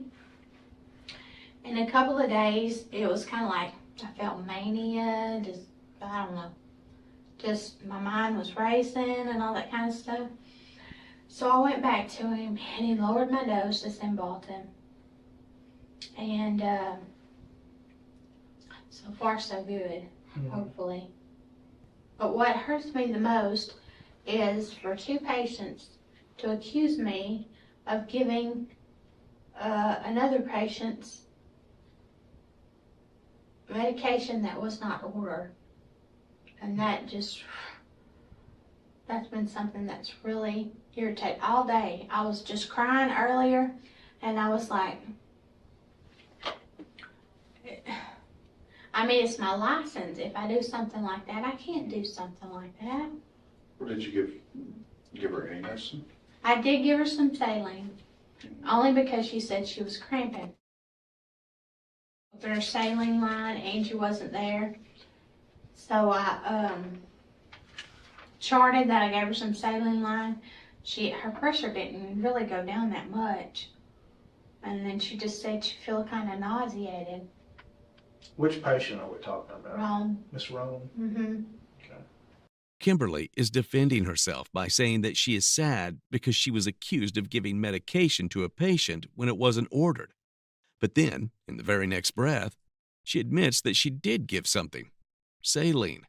She says the patient was cramping, so she opened the saline line and gave it without the assigned nurse, Angie, being there. That right there is a big red flag. And this is just one of hundreds so-called mistakes she made. And to make it worse, her supervisor has some more grieving details to bring to light. At the time, Kim was not on the floor. She was on break. And I went and spoke with Kim outside. And I just asked her, Kim, have you given any meds today? Left it open-ended. She told me she hadn't. And I said, well, did you mix the containers for your clamps and bleach racks? And she said, well, I went and drew up some syringes of bleach and I was mixing my containers. And I said, you drew up bleach and syringes to measure out your bleach? And she said, yes, I did. I said, don't we use the cup? She's like, well, this is my first time. She goes, I had the container on the floor and I was just making sure I had it all done correct. I was like, you had the container on the floor? We never put our containers on the floor. And she's like, well, yeah, I did. I said, okay. We don't do it that way, and that's not the way we're supposed to. And I said, but you've not given any meds? Nope, haven't given any meds. I said, okay, all right. So I come back in and trying to decide, where to go, what to do, could I justify what's going on? Because this is totally inappropriate, totally awkward, not dialysis practices. So in the meantime, because I knew she was still outside, I went and grabbed the sharps container that was at the end, and I took it to the lab, just to get it off the floor so I would have it. Well, it really is a mystery how Kimberly managed to keep her job for 8 whole months. Maybe the clinic was just way too lenient, or maybe they were too distracted to notice the chaos she was brewing. Either way, the writing's on the wall. But now, Kimberly's about to tell her version of the story. And let's just say things are about to get very interesting. And she was just moaning and groaning. Her blood pressure was down, so I gave her a little bit of saline and I charted it. And she just said, Miss Paul said, "What did you give to her?" And I said, "I didn't give anything to her. I gave her saline. Her blood pressure's dropping." And then it wasn't long. She had Miss Hamilton sitting right beside her. And she was like, "Did you see her give her something?" And it was very frustrating because I wanted to go back to them too and say, "What did you give? What did you see me give?" Because all I did yesterday was get my patients set up, deal with the meds. I didn't do any meds. And I guess my patients, they come here and they want to be dialyzed and they want to get out. And I don't know what's going on here. And it's just scary. Okay. And if I'm doing something wrong, I want to know that I'm doing something wrong because I don't want to kill somebody. Mm-hmm. I mean, I know it's dialysis. It happens all over the country. And I just don't understand what's going on. What do you mean it's dialysis? It happens all over the country? Well, I guess maybe not all over the country, but there's, Amy told me the other day, she goes, "Girls, this is dialysis. There's so many places around here and it goes smooth." So I wonder, what are we doing wrong? I'm just frustrated because I don't know what I'm doing. Well, the real reason things weren't going smoothly in the clinic was Kimberly herself. There's only so much innocence one can fake before it starts to look like a performance. And if there were a pageant for playing the victim, Kimberly would be walking away with the crown, sash, and bouquet. But now, with bleach being the deadly substance at the center of it all, the detectives are done playing along. It's time to scrub away the excuses and get to the bottom of this mess. It's just been really frustrating. Okay. Well, we're all trying to figure out, why there's been this sudden spike in events, over the past month or so. Do you have any theories or any ideas what's causing all this? Well, I know I'm new. I've only been here 8 months. But I just wonder about the blood pressures, when they come in and they're really high. I get so scared they're going to stroke out. And it's just scary. I didn't know dialysis was going to be like this. The first few weeks, it seemed to go okay. You might have a bleeder or two, but having triage every day is just... And I keep going over and over in my head, my books, and trying to figure out what have I done wrong.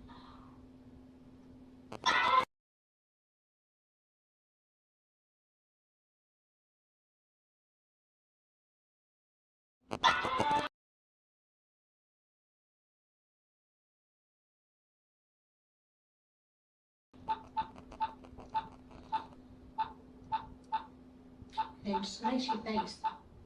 It's so hard because you think, what am I doing wrong?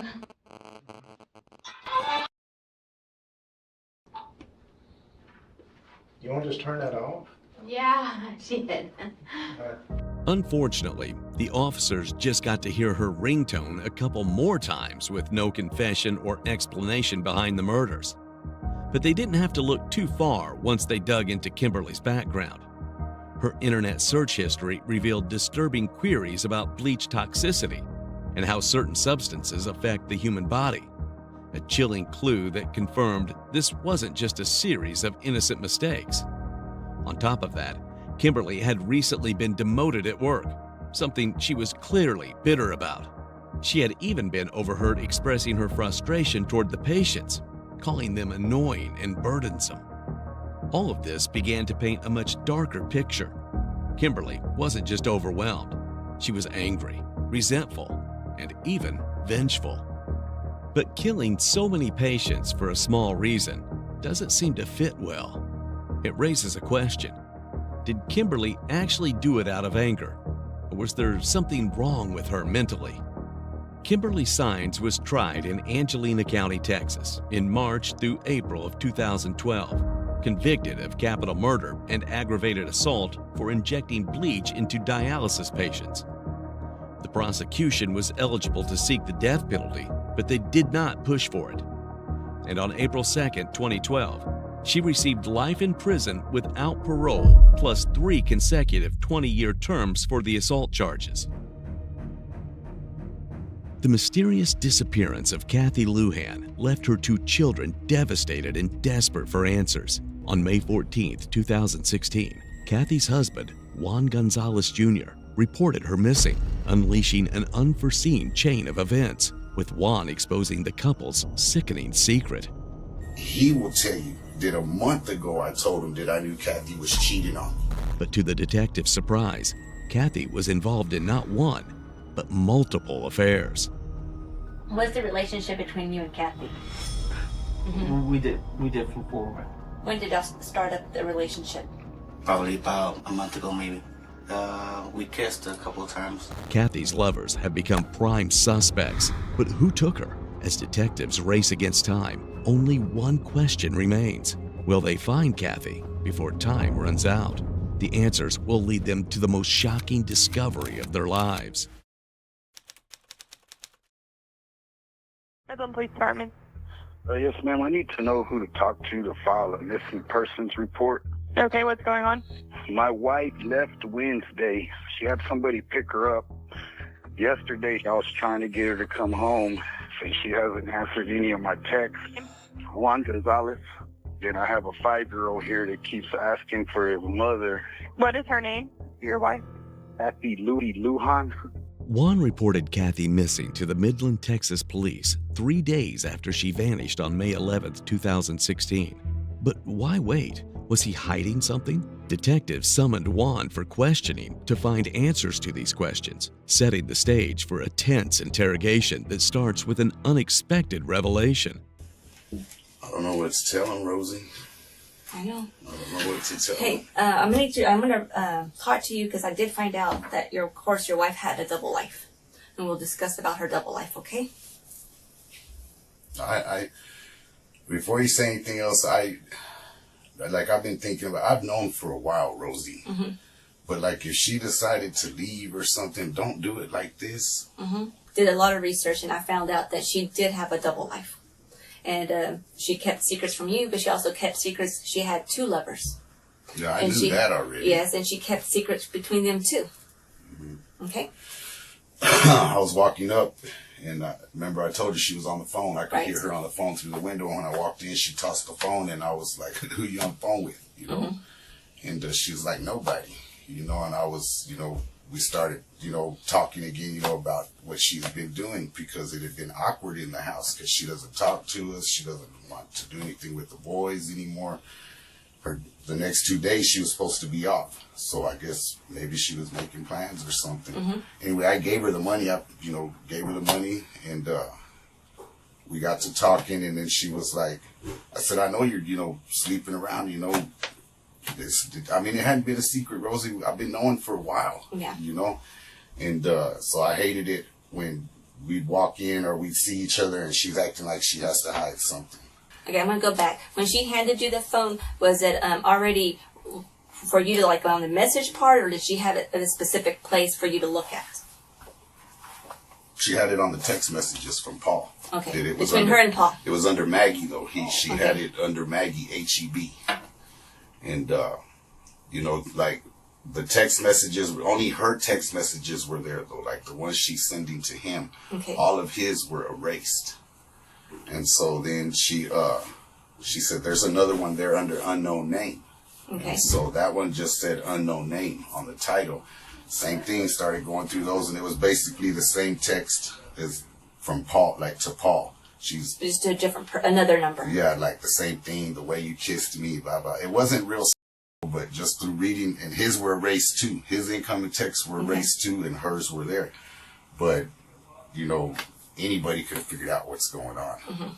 Juan and Kathy had been together for 20 years. When Detective Rosie Rodriguez first met him, he appeared shaken yet cooperative, granting full access to his home and car. With no evidence against him, detectives pursued other leads and uncovered Kathy's affairs. Their focus then shifted to Paul Mendez, who had lied about his involvement with her.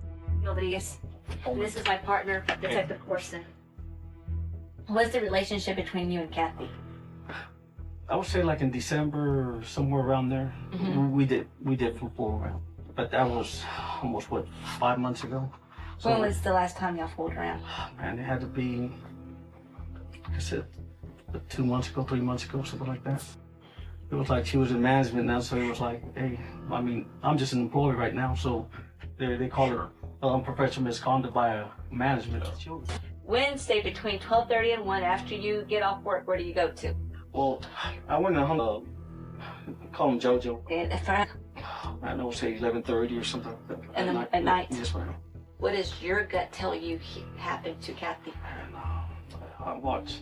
I've seen those snap, 48 hours. You know, they say y'all have 48 hours, and within 48 hours, a lot of time the case goes cold. So, and it's already been over 48 hours. So, that's all right. I know you're tearing up and stuff.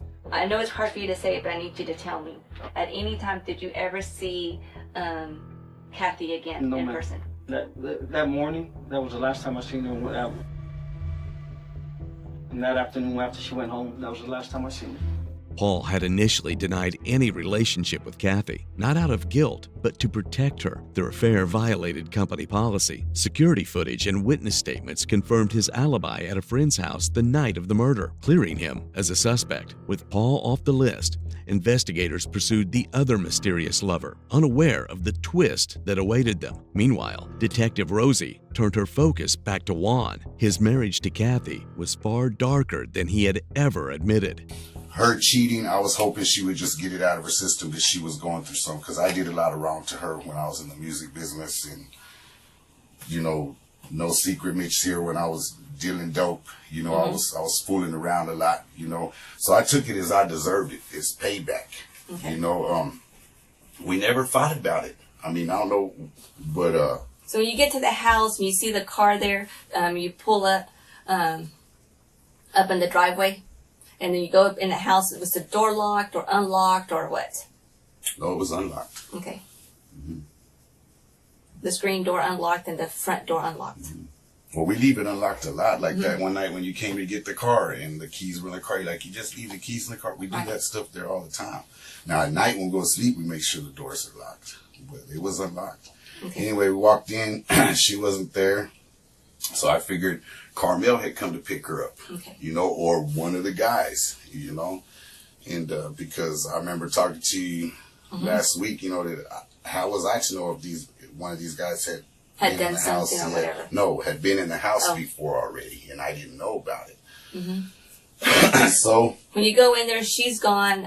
Did you call her? Try to find out because what did you? What I'm trying to get at, did you call her when you knew she was gone? No, because she told me she was going to leave for a while. And when Kat here lately, and Kat's always the type of person when she's in her little zone or mad or upset, just leave her alone. Because it just makes it worse with her, you know? Juan claimed that Kathy had been cheating with 2 men. Detectives soon identified the other lover, Ramiro Paredes. When Ramiro saw on Facebook that Kathy was missing, he wasted no time contacting detectives to confess their affair. During questioning, Ramiro revealed a shocking detail, one that would turn the entire investigation on its head. Tell me, how long have you known Kathy? I've known her Since I was 17, I guess. When did y'all start up the relationship? Probably about a month ago, maybe. I mean, we never really done anything. We kissed a couple of times. When is the last time you talked to her? The last time I talked to her was that Wednesday. Some time went by when you get some text from her. Right. Text her that she was different. It wasn't the same. She wasn't the same person. Because she didn't use the same phrases. Right. She wasn't using the same phrases anymore, and it was cold. You know, the texts were cold. Ramiro provides an airtight alibi, verified by his boss, work records, and cell phone data, eliminating him as a suspect. But before leaving, he drops a chilling revelation. After Kathy disappeared, he received text messages from her phone, messages he was certain she had not sent. Armed with this disturbing new information, Detective Rosie prepares to confront Juan, and the investigation is about to take an explosive turn. But there's some issues that I'm having with what you're telling me. I told you that I downloaded your phone to get those messages. But I'm going to tell you, I got a search warrant also for your phone through Verizon. And I got all your information from Verizon. I did the same thing to her phone. I don't have her phone physically, but I did a search warrant, and I got all the information from her cell phone. And obviously we know that she was cheating on you. That's no secret at all. And I can tell you before March that she's been cheating on you. Anyone in your position would be pissed off. I understand that you've done your stuff back in the past, but if she wasn't arguing, if y'all had arguments, y'all dealt with it, and y'all moved on, correct? And then y'all end up having Lee Adrian. So I can understand you being upset with her if she's cheating on you, because I would be upset. Do you agree with me with that? Yeah, anybody would be upset, but it wasn't upset enough to do anything. Okay.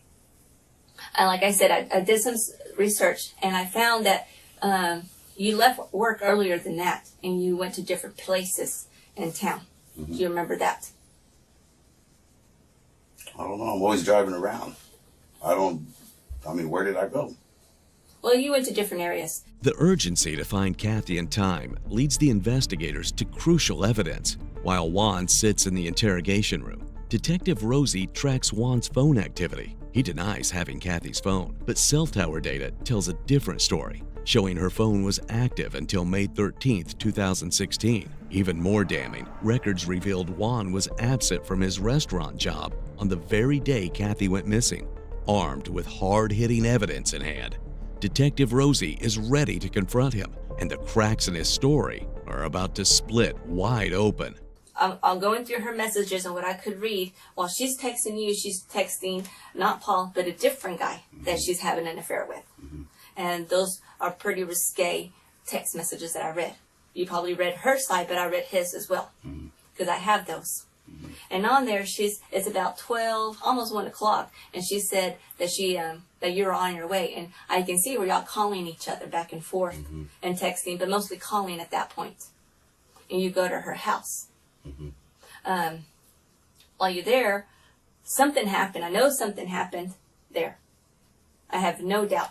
But I need to know if it was an accident, she attacked you, or something happened. I know something happened. You and I both know that. Nothing happened. Something happened. Nothing happened, Rosie. Nothing happened. Nothing happened. Me and Kathy had gotten into it before, and she scratched my face, things like that, my arms, my chest. Nothing happened that day. Nothing.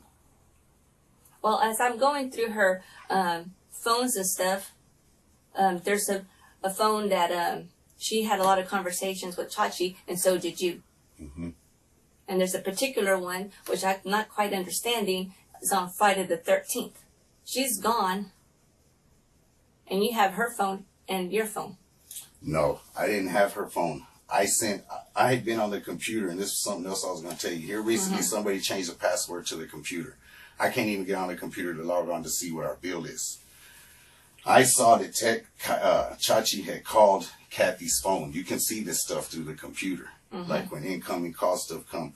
So I know she had been talking to Chachi a lot because he thought that I had stole his roommate's gun or his gun, whoever's gun it was, when I was over there.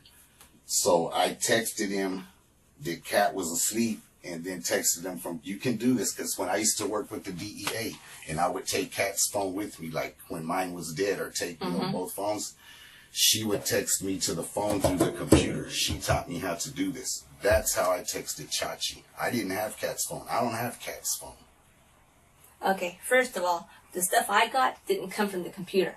It came from Verizon, and it came from her cell phone. I'm going to tell you, he called Kathy. And you knew he called Kathy. Through the computer? Not through the computer, no, sir.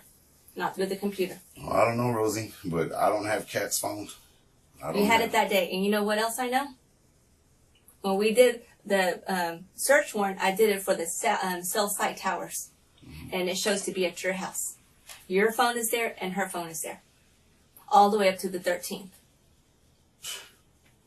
I've had my phone, and that's it. Her phone is there as well. And I'm trying to find an explanation why her phone was at your house after she left on the 11th. I don't know. Y'all search the house, or y'all can search it again. There's no phone there. After the 13th, I'm sure it's not there now, but I'm telling you, it was there up to the 13th. And that phone, those things come from the phone. It doesn't come from the computer. And it's showing at your house. Even when you went to Dino's Pizzeria, you had your phone in. Her phone was there along with yours. Because I was able to follow you. Juan clings to his denial, but the communication logs from Kathy's phone leave him nowhere to hide, revealing secret conversations with her contacts that he tried to keep buried. Yet Detective Rosie is far from finished. As the investigation to find Kathy continues, a damning piece of evidence emerges and threatens to drag Juan even deeper into the hole he has dug for himself. You're hurt. She did something to you where you were either defending yourself, or either you attacked her because you wanted to, or you were defending yourself. It's one or the other. I think you were defending yourself, and you didn't mean to hurt her. Kathy. But Kat didn't leave the house. Kat didn't leave with anybody. Those two other guys that she's with, they have nothing involvement. They're not even around the house. They don't even know where she lives. And I also did search warrants on their cell phones. And nothing around there. I know exactly where they were at that time. She wouldn't have left the kids for this long period. And she never left the house. That we understand. Okay, and she never left the house. Well, on her own. No, she didn't. I'm not saying she did. I just said, well, I don't know what to tell you. I didn't do anything to her. I think you did. And I'm trying to figure out, was it an accident, or did you purposely plan all this out to kill her? Nope. I didn't make no plans to hurt her. Well, everything else is showing that you did. And that blood that's going to be in the vehicle is going to be her blood. I don't know. I don't know what to say. Like, I didn't do anything to Kat. That's all I know. Then Kat did something to herself there. And you took her somewhere. You're trying to put this on me either or. Did she commit suicide and I took her somewhere, or I planned to kill her, or... Well, it was an accident. You were defending yourself. Or it was an accident. But it's something that happened between y'all two and nobody else. It's just y'all two. Yes, sir. No. There is no other explanation. And what we're trying to do is, you're talking about Leandrian can't be without her. Leandrian needs her. Yeah. But she ain't coming back alive. And you and I both know that. And when Adrian gets older, he's going to want a place to go visit her at her graveyard site. And we owe him that. We all are. We owe him that. If that's what happened, we all are, but... That's exactly what happened. No. Detective Rosie plays a careful game, baiting him with scenarios of self-defense and suicide, watching closely to see if he takes the lead and reveals where Kathy is. Then came the breakthrough, the discovery of blood in Juan's car, a nail in his coffin. Switching tactics, Rosie appeals to his human side, reminding him of his son to persuade a confession. As the interrogation presses on, she delivers another blow, a chilling statement Kathy had made just days before she vanished. You tell me you text all these other people on her phone. You text Paul. You text the unknown person. I didn't text anybody. That phone is at your house. No computer, no nothing, but you text them. I didn't text anybody. Because the language is different for the way she talked to them and to her friends. I didn't text anybody, Rosie. I knew since the get-go, since that day you walked up, your whole attitude changed towards me when her father told her that, or told you that he was sure I did something to Kat. You've been with me ever since. No. Yes, you have. No, I haven't. Yes, you have. Because when I walked in there, I was concerned for her safety. I asked to search her room. And what woman's going to leave behind her checkbook, her debit, her cards, debit cards, and all that? She has more than one checkbook. She used to keep checkbooks in the safe at the cookie store. Other checkbooks in the safe at the cookie store. She used to keep a piggy bank in the safe at the cookie store. She didn't leave at home free will. Well, I didn't make her leave. I didn't take her anywhere. Nothing. She didn't leave that house in her own free will. And I was just trying to figure out if there was a reason why. If you can tell me why it happened. So then you're just a cold-blooded killer. No, I didn't kill anybody. I've never killed anybody. You killed her. I didn't.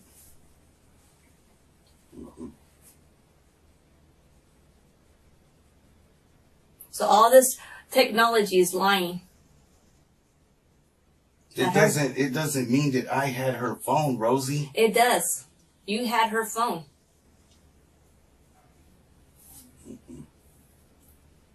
You told Chachi. How would you have known? And don't tell me through the computer, because everything I got was not from the computer. It's from her phone. And then for her to tell people if anything ever happened to her, you did it. That I don't believe, because yes. we haven't been fighting like that. She told someone that day before she left HEB. An employee, not Paul, another employee. Nope. I don't believe that for 1 minute. Well, I tell you, that's what she said. We don't. If anything ever happened to me, Paul did it. You did it. That's he say, she say stuff, because we never fought like that. This person has nothing to gain. Why would this person lie about something like that? People do stuff like that all the time. Not about that. Kathy made a shocking remark to a coworker, a grim foreshadowing of what was to come. But that was eclipsed by the bombshell about to be dropped by Brian Allen, a local store owner who had known Kathy for years. I've worked the store for 20 years, and so I've known Kathy, and she's, a pretty regular customer. Yes, sir. So Juan came in Tuesday and cashed this check. It was check number 2081. And I did it because I've known both of them. They've come in the store for years, and I didn't have any problem with it. That was at 3:19 actually, when he came in and cashed that. Then he came back in that evening at 7:49 and tried to cash check number 2102 for $180. 2102? Right, and so that's what threw something off with me. Yeah, because it's way... Yeah, in 4 hours to do that many checks, and so I was like, what's up with it? He's like, well, I just gotta do a sprinkler system, and I was like, I don't feel right about that, I can't do it.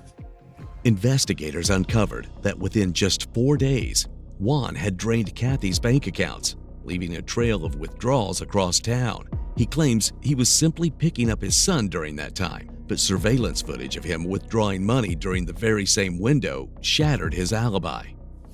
All I found on her stuff is that she doesn't want to be with you anymore. That she wanted you out, and that she knew she was done with you. She had been telling me that since before that day. Yes. I was just trying to work things out for the kids' sake. She wasn't going to work it out. She was done with you. She was done with you stealing her money. She was done with you passing checks. Not just one, but you did 2 at Tobacco Alley. They didn't cash the other one. It doesn't matter. You still took it. She's not going to come back alive. She's not out there. And her dad's not hiding her.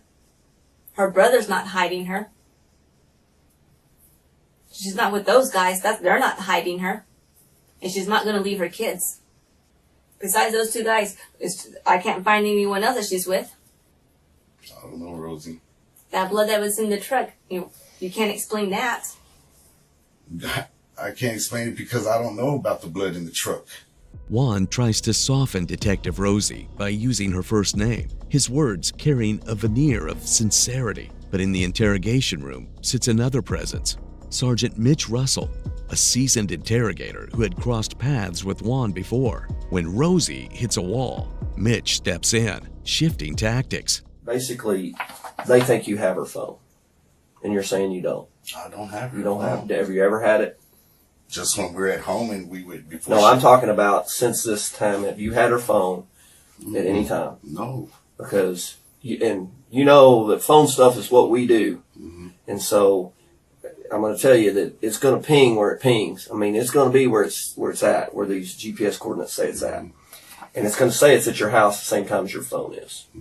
Okay, and then there's a text message with you and this whoever Chachi is about her being asleep. Yeah, that's what we were talking about. Well, and obviously she wasn't asleep. Why'd you say that? I said I did it off of the computer because I wanted to know what they were talking about. Yeah, well, the problem, I'm going to tell you, and I'll give you this right here. I can tell you it wasn't from the computer. And I mean, I'm being honest with you. I can tell you it's not on the computer because if you would have sent it from your computer, the UTC code, the timestamp, would have been different because it would have been where you're sitting, not where Verizon is on their phone. Okay? So I'm going to tell you, you did not send this text message from a computer. It was sent from a device. And the reason I know that is because of this universal time code. Okay? Can't be sent from the computer because your computer is sitting in the central standard time zone because that's where you're at. You know, it tells you the time where you're at on your computer. Okay? The phone companies use what's the old Greenwich Mean Time, but now it's called Universal Time Code. So looking at what they got from their search warrant, this came from her device. But I didn't send that text message. Well, then I mean, I know what that says. You said she was asleep, and you said, hey, you knew she got a text. Yeah, through the computer. No, you didn't, because look, I'm telling you, it came through her device. You saw her phone. You saw this message on her phone, but you're texting on her phone. And I don't blame you. I'd have been trying to find out what was going on too. Look, Mitch, I'm going to tell you this, but I know it's just going to lead to something else. So, okay, you know, it's she's going to be, and I know they're listening. Whatever, oh yeah, you know that. It's going to lead to, okay, well, if you're lying about this, then what else are you lying about? That's right. It will, hang on, it will, except at least you will have a voice in this. Because right now, you do not have a voice in this. Okay, look, the day she gave me the phone, okay, I took off with it. All right. When I left to go pay Brian and pick up the boys, I left with the phone and wouldn't give it back to her and left the house. Okay. So when we got back and she was gone, I figured either she went to her dad's or Carmel picked her up. So you're saying that she had her phone. When she showed you the text messages, you took it. Yeah, I took the phone and left. I would have too. So you left, but when you come back, she's gone. Yeah. Okay, where's the phone? I had it. No, but where is it at now? It's probably in the house somewhere. Lee's been playing with it because it has games on it. Okay. You need to get that and let them have it. After a tense confrontation, Juan finally admits to having Kathy's phone. Investigators have a strong circumstantial case, but without Kathy's body, it isn't airtight. If released, Juan could destroy evidence or vanish altogether. With no grounds to charge him in her disappearance, detectives arrest him instead for credit card abuse after discovering he had been using a card belonging to Kathy's father without permission. Weeks later, from jail, Juan reaches out to detectives, asking to talk. This time, confession feels inevitable. What, blood in a truck and a phone? Yeah. And there's other stuff as well. There's other things, but what I'm saying is that doesn't look good. And it puts A and B and C, and 2 plus 2 is 4. And like I said, I told him from the day one, he didn't do this. There's something else going on. Or he didn't do it on purpose. And then you told me nothing happened, and I believed you. And then DNA comes back, and that's not the DNA, the phones, the deceptiveness, the witnesses, the chain of events. I mean, I'm a reasonable guy, but the evidence is overwhelming. I saw those bottles right there and they were empty. Yeah, but I don't know when she was taking those pills or whatever. So you got home. I got home and she was laying on the kitchen. On the kitchen floor between the stove and the refrigerator. I mean, was she like bleeding or she just laying there? Like passed out. She was laying down face first. I turned her over and she had a cut right here. That's how I found her. Okay. So then what happened? You panicked. I panicked because I'm on federal paper and my record, and it's understandable. And the kids. We got to hold it together for just a little bit. So you put her in the car? No, I put her in the truck. It took me a while because of my back and my leg. The whole time I was just mad, like, what did you do? What did you do? And because when I told her she was a piece of shit, she was like, when I got busted back in 2010 or whatever, I told her I'd just rather be dead. She was mad about everything. What is that highway going towards San Angelo? What, 158? Okay. There's a bunch of pump jack derricks out there, and there's a ravine or something, and I didn't know what to do. I didn't know what to do with her. Okay, did you just like lay her down out there? Yeah. Okay, how far off the roadway is it? I don't even know the name of the road. It's like 1379? How far out is it? Man, it's a pretty good ways out there. It's where Pioneer was drilling out there. Okay. You take her pillows also to make her comfortable? Yeah. Thought so. All right, well, this is what we're going to do, okay? You're going to smoke you a cigarette and drink you some Coke, and then we're going to load you up in the car and you're going to take us, okay? All right. Just relax for a little bit. There's your drink. Let us step out here for just a second. All right. You know what, Juan? Just relax. Listen to me. Juan confesses, but claims Kathy had taken her life.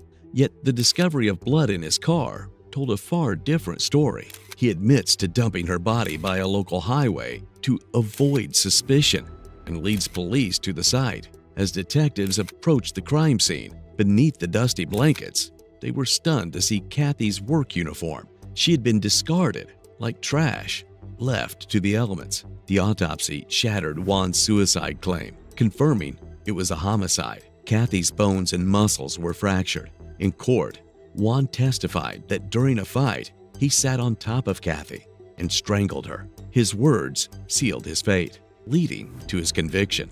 On August 14, 2017, Juan Gonzalez was found guilty of murder.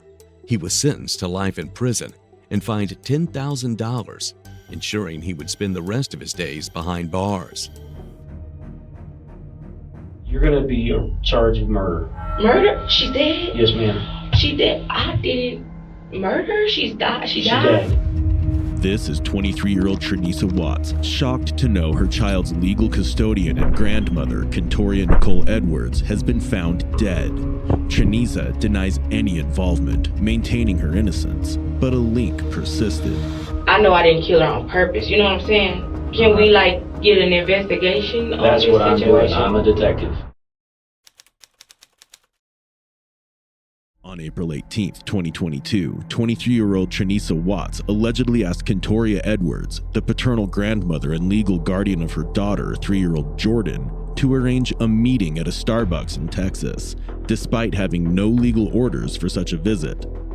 Tranisa had lost custody of her daughter to Kentoria in a legal battle, and only with a permission she was allowed to meet. The meetup suddenly shifted into a dark nightmare when Tranisa pulled a gun and shot Kentoria, leaving her dead. A witness called in the police, who arrived promptly and detained Tranisa at the scene. Tranisa was soon brought in for interrogation, where the real story begins to unravel. You call yourself Trey?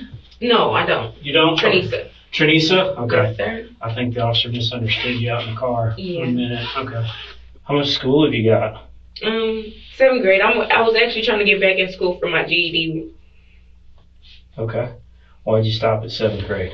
Well, it wasn't 7th grade. It's more like 9th grade, but they didn't put it in the computers right. Okay. And like not being able to get to school and stuff like that. Oh, okay. Okay. Where did you grow up here in town? Where are you from? I'm from Longview, Texas. I did grow up in Dallas and Richardson. Okay. So how long have you been in the area? My aunt's been in the area for over like 9 and 10 years. Is that who raised you? Well, more like 20. Yeah, she somewhat raised me. Okay. But you've been in Dallas about 10 years from Longview? Yes, sir. Okay. Are you working right now? No, sir. Not working? Okay. What do you do what's your typical day like? Normally I would be working. I had ended up getting put out of my apartment, so I was living in a shelter at 1818 Corsicana in Dallas. So I was really waiting on my to get back into the program and stuff like that. So that's what I was waiting on when I got out. But okay. So you're unemployed, but you're living at 1818 Corsicana? Yes, sir. It's like a homeless shelter, recovery shelter. Okay. How long you been staying down there? I ended up getting housing with them for a year, and after I finished the housing, because I couldn't, finish school and stuff like that, I ended up going back. But that's why I said they was gonna work with me with the program, but I was too back on child support, so it was I was too back on child support, so it kind of like messed with me paying the rent. Mess with your credit rating and stuff? No, it didn't. The credit was good, and it was paid up all the way into the year, but it was like I couldn't save and stuff like that. I gotcha. So you've been in Corsicana for about a year? It's not Corsicana, it's Dallas. It's I know 1818 Corsicana, yeah. Yes, sir. Okay. And that's you fell into there because it's having some troubles paying rent? Yes, and sir. You've been there about a year? Okay. Yes, sir. I know there was a child involved in what happened this evening. Is that your child? That is my daughter. How many kids do you have? She's my only daughter. Okay. What's her name? Jordan. Jordan? Yes, sir. Jordyn. YN? Okay. And what's her last name? Page. Page. Okay. How old is Jordan? She's 3 years old. She's 3? Mm-hmm. And that's the only child you have? Yes, sir. Okay. The detective has gathered enough information about her, and now he's about to explore the relationship between Tranisa and Kentoria. Soon, she'll claim something which may have been a cause of her frustration over shooting at Kentoria. And is her dad around? I really don't know. I know that she was placed in custody of Kentoria maybe in March of 2019. No. Yeah, March of 2019. She's been having her ever since, and it was a case involved with CPS, so I ended up leaving her with custody of Jordan. But after that, she started like acting weird, not wanting to come to the court dates, the child arrangement court dates and stuff like that. So, but that's who she's been staying with. Okay. So you said March of 2019? Yes, sir. So she's been with Kentoria for almost most of her life, almost 2 years? Yes, sir. Okay. And Kentoria is who? She is Jared Page's mother. Okay. And is Jared Jordan's mom or dad? I haven't did the DNA test. That's what I was waiting for, but it's like they don't want to go to the court dates and stuff like that. So. Okay. So you're pretty sure that, what was his name? Jared Page. Jared? Okay. J-A-R-R-E-T-T. E-T-T. You're pretty sure he's the dad? I'm not sure. That's why I was trying to hurry up and go to another court date, because I don't want them taking care of a child that's not theirs. And that's why I was like, it's been, doing that like 2 years. I've been setting up court dates in Dallas, Texas. And because that's where the case was originally at, and they don't go to the court dates. It'd be things like video chats that they'll miss that they're supposed to, and they're supposed to talk to the judge. They're supposed to talk, and they don't attend. Okay. So you're trying to determine if Jarrett really is the daddy? Yes. Okay. The detective discusses her background that reveals her financial struggle as a partial homeless at times. But one detail stands out. Kentoria was awarded custody, although Tranisa firmly believed that as the mother, the child's custody rightfully belonged to her. Throughout the initial conversation, the detective stayed on a non-confrontational approach. Meanwhile, unknowingly, she reveals her deep resentment against the paternal grandmother. But what follows next reveals the depth of her misery even further. Was it a cold-blooded murder or something darker still? The detectives are about to uncover the truth. So do you have like a visitation schedule with Miss... Is Kentoria's last name Edwards? Yes. Okay. Do you have like a visitation schedule, or how do you get to see Jordan? Normally, I would always have a visitation schedule, but it'd be days where I would call her and she would be like, it's visitation day. And she would be like, well, I can't meet up with you. And I ask to speak with the baby, and she'd be like, well, she's asleep. I said, I guess she sleep all the time and I don't get to speak to her. You know what I'm saying? Okay. So there is a visitation schedule that was set by the court, but it's not always followed. Yes, sir. Okay. By Miss Edwards or you or both? By Miss Edwards. Okay. The detective is about to ask a question directly connected to the crime scene, but the conversation soon drifts into a flood of dark memories, all pointing fingers at her in-laws, only to blame the victim herself, a psychological defense often observed in manipulators. Were y'all having a visitation tonight?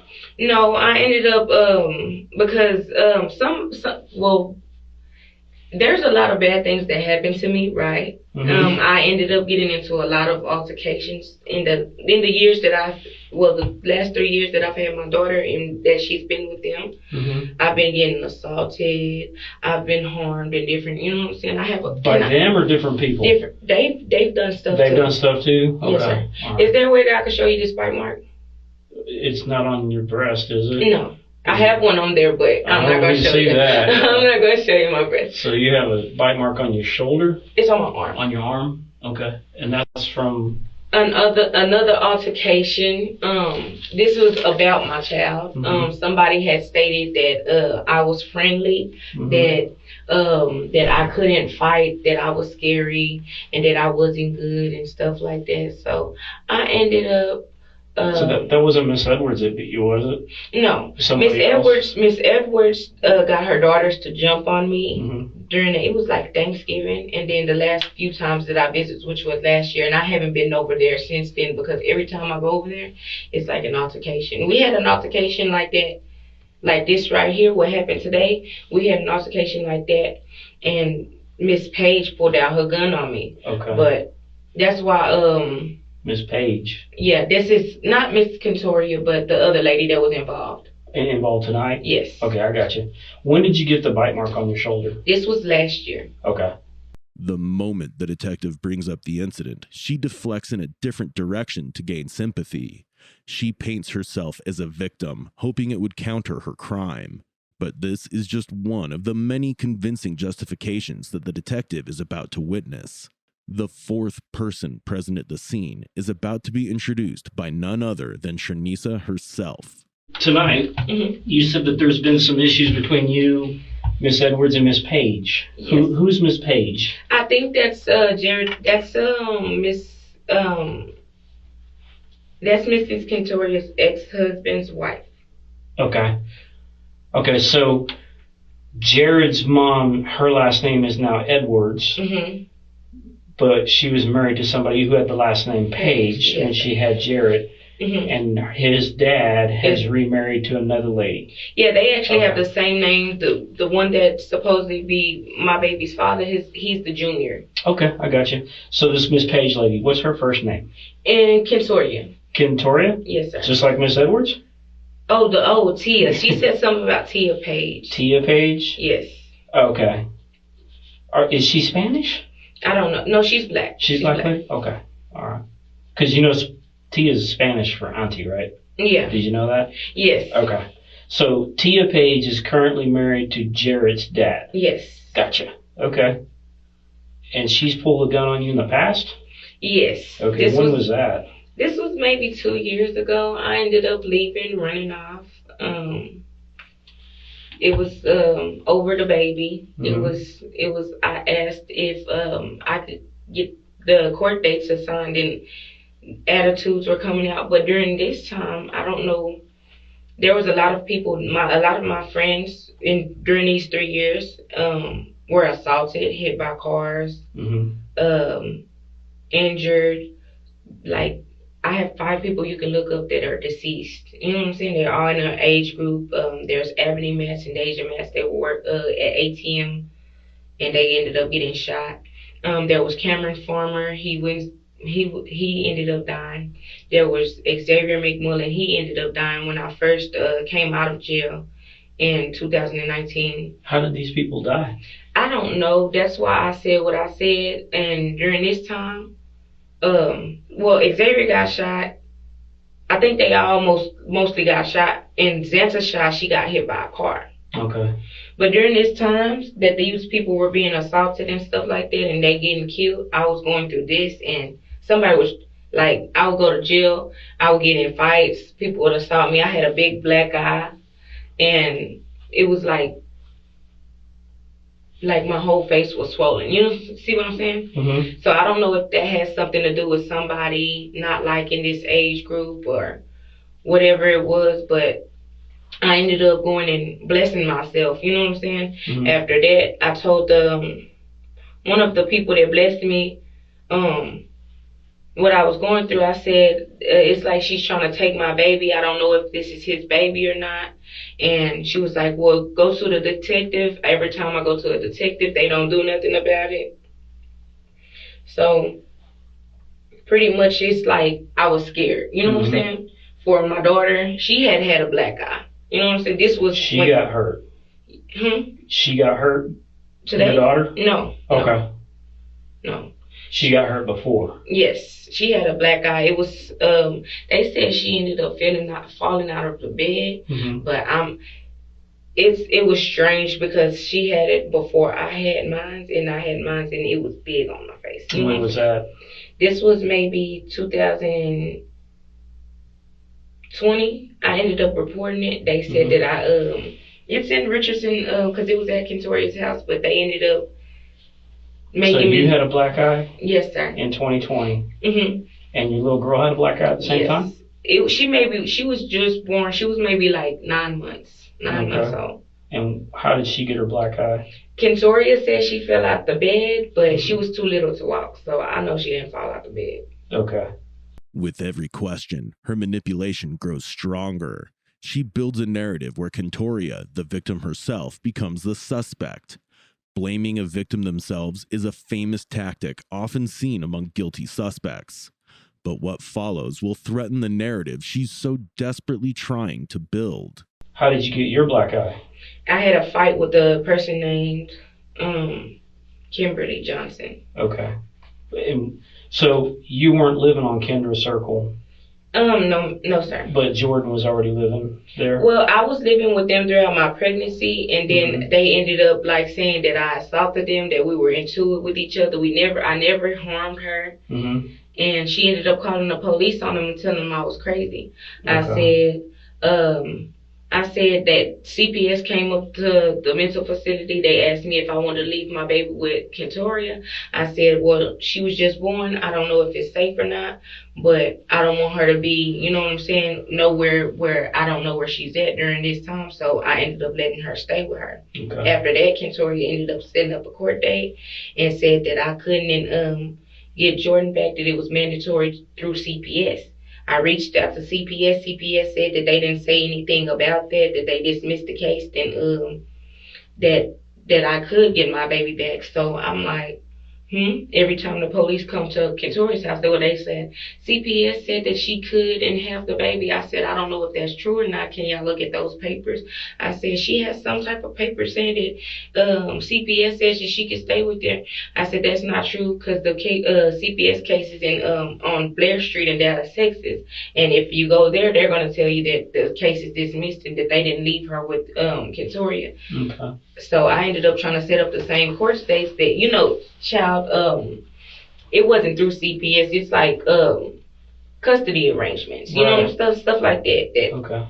But she wants to tell me that it was due to CPS, and I'm like, no, CPS said that I could have my daughter back. You know what I'm saying? They not too big on. So Miss Edwards is telling you that CPS is telling her that she can have the baby. Yes, and that it's mandatory that the baby stays with Kentoria, but that's not true. You see what I'm saying? So is it because they've placed her with Miss Edwards, or they didn't place her with they didn't place Miss Kentoria. The CPS people. Well, it wasn't CPS. It was like more like a detective, somebody who wanted to reach out for the baby's safety. Okay. Because they had we had a altercation. You know what I'm saying? You and Miss Edwards did? Supposedly. Okay. You know what I'm saying? I never touched her though. You know what I'm saying? That's why I don't want to seem like she's crazy, but I never touched her during this time. You get what I'm saying? I had just had a baby. I never. And that was at the house on Kendra? Yes, sir. Okay. And so did the Richardson cops come after that? Yes. Okay. They ended up. That's when I went to. I think that's the mental facility over here. Mm-hmm. And when I went to that mental facility, there was I guess it's a caseworker. Mm-hmm. And he said, do I want to leave my baby with Kentoria Goodson? I said yes until I'm out of jail. Okay. And when I got out of jail, she said that there was somebody who called her and said that I had to sign up. Well, she didn't want me to stay with her because we supposedly had a fight. You know what I'm saying? Okay. But because I didn't have nowhere to go, you know what I'm saying? I left the baby with Kentoria. Okay. You see what I'm saying? After that, Kentoria set up a court date during the time that I was homeless and didn't have nowhere to go.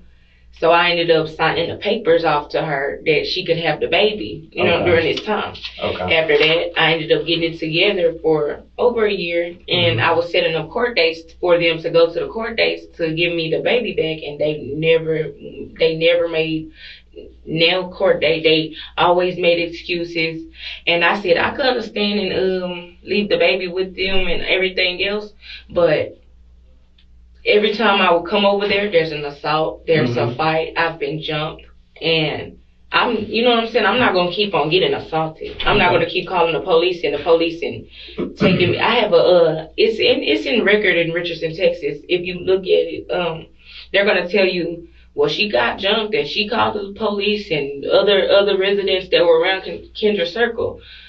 She called the police. They were fighting. They say she's always coming over here fighting. Well, I can't not see my child, and of course, me as a mother, and if I'm seeing a black eye on my child, I'm gonna probably tweak. You know what I'm saying? Yeah, you want to protect your baby. Trinisa describes herself as a helpless, grieving mother separated from her daughter, but it was Trinisa herself whose ability to parent was in question.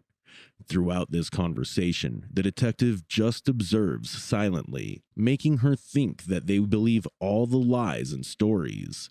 But this non-confrontational approach will work effectively because she will eventually reveal more than the detectives were hoping for. So did you go up there to the Starbucks tonight? Yes. No, I went to her house. You went to her house? Mm-hmm. Okay. When I went to How did you know to go to her house? Had y'all been in phone conversation or something? Yeah, we did. Okay. I went to her house.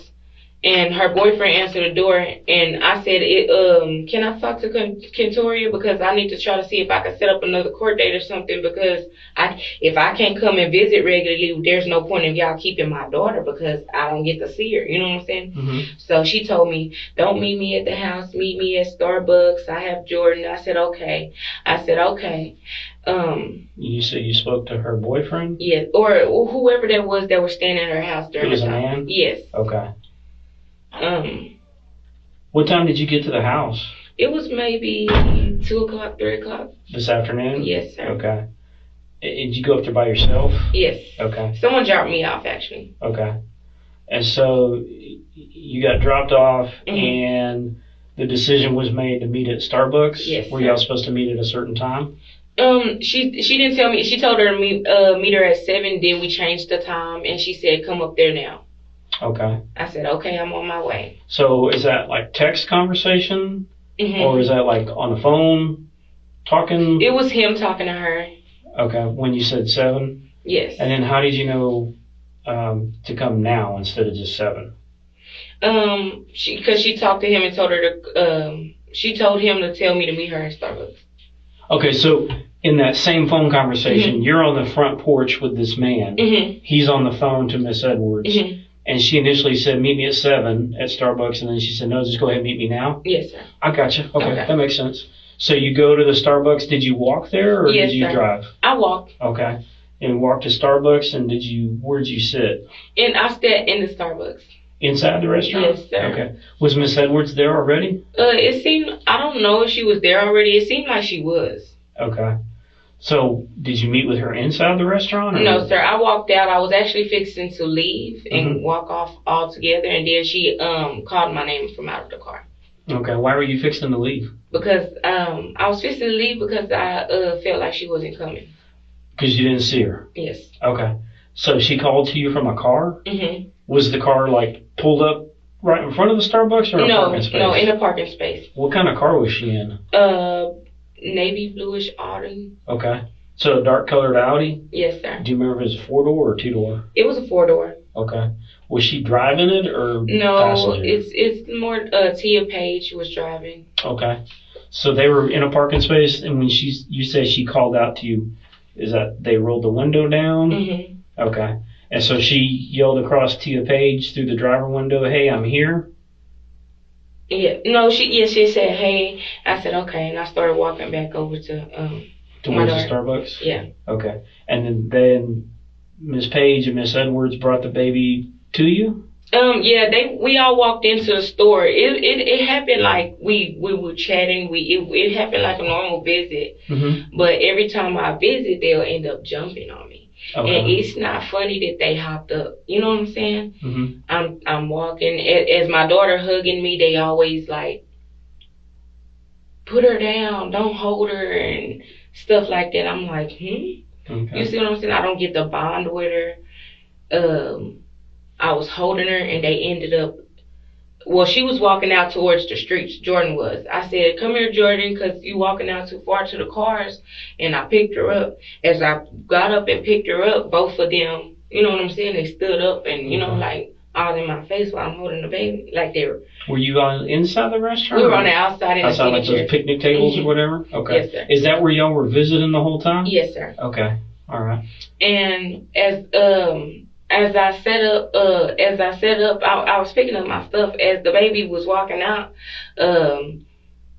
Tia said something. She stood up and she acted like she was supposed to go towards her car, but she didn't. And I don't know if she was trying to hold Jordan, but she was starting to act like, you know. I asked her, I said, what's your name? Because I really don't normally talk to her.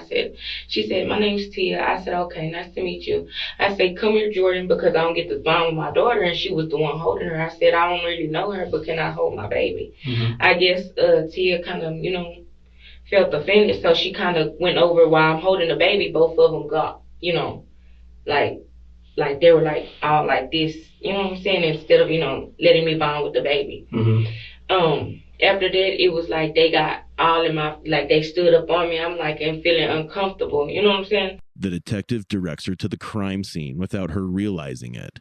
She describes it as if she were just an innocent witness describing a simple meetup.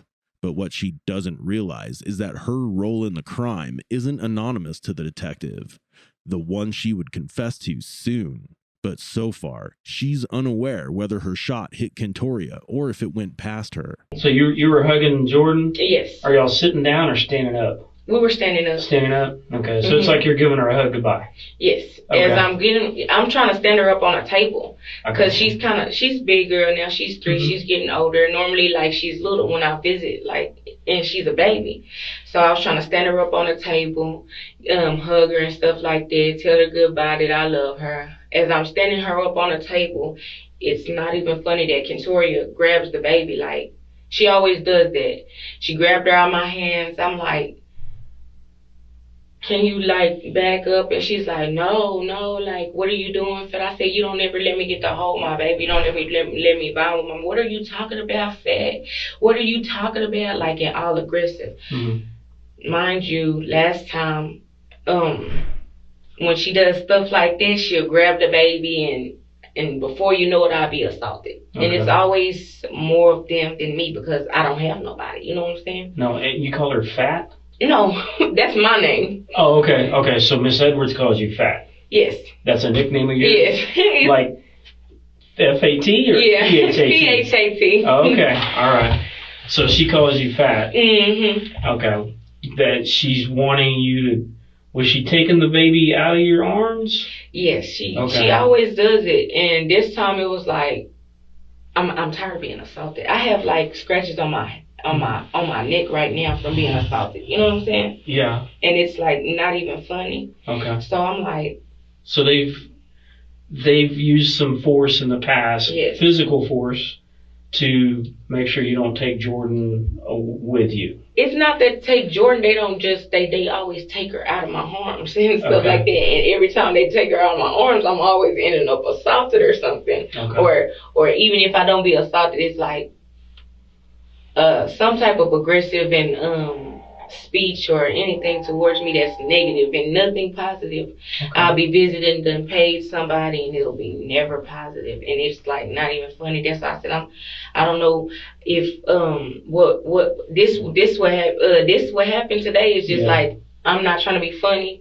If I'm glad it happened today, other than, somebody ended up, I know, did she actually get shot? Kentoria took Jordan from you. Mm-hmm. That's when you pulled your gun? Yes. Okay. And it's not funny because every time she does that, they always get mad. They'll always end up calling the laws and I would look so crazy and I wouldn't do anything to them. You know what I'm saying? So where was Jordan when you shot at Miss Edwards? She was out, she was on the ground. She was trying to, that's what I'm saying. She had ended up taking her out of my hands. I said, can you like let us bond? I said, she kind of put her on the ground. I said, then back up. And that's because I shot her. I said, back up, please, and back up. Mm-hmm. She ends up running. I said, leave her alone. And she let her go. I said, and that's when Miss Page was like, you shot she said, my grandbaby. I said, that's not your grandchild. That's Miss Kentoria's grandchild. I don't know what she's talking. I don't know this lady. You know what I'm saying?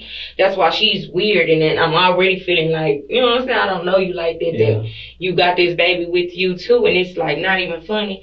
I said, after that, we ran into the car. They called the police. It took her a minute to get her phone because she was trying to have a little shootout with me, but I didn't shoot. I'm not going to do too much. You know what I'm saying? So let me make sure I understand this. You said that Miss Edwards was putting Jordan down. Mm-hmm. So, and you can stand up if you want. So I'm Miss Edwards, and I'm putting the baby down. Is that when you fired? Baby, okay. And I'm like, so this is the table? Yeah, the table more like this tall. Jordan is long. She's on my hips. Okay. I pick her up like this and I have her holding her. She hugs me because she was finna go into the street. I said, love you. I said, can y'all, they're like this. Okay. I said, can y'all kind of back up, let me bond a little bit with my baby? I said, they said, what are you talking about? I said, can y'all back up while I'm talking to my baby? Okay. You know what I'm saying? They said, you're always being aggressive and let me take her out your arms. I said, can you please?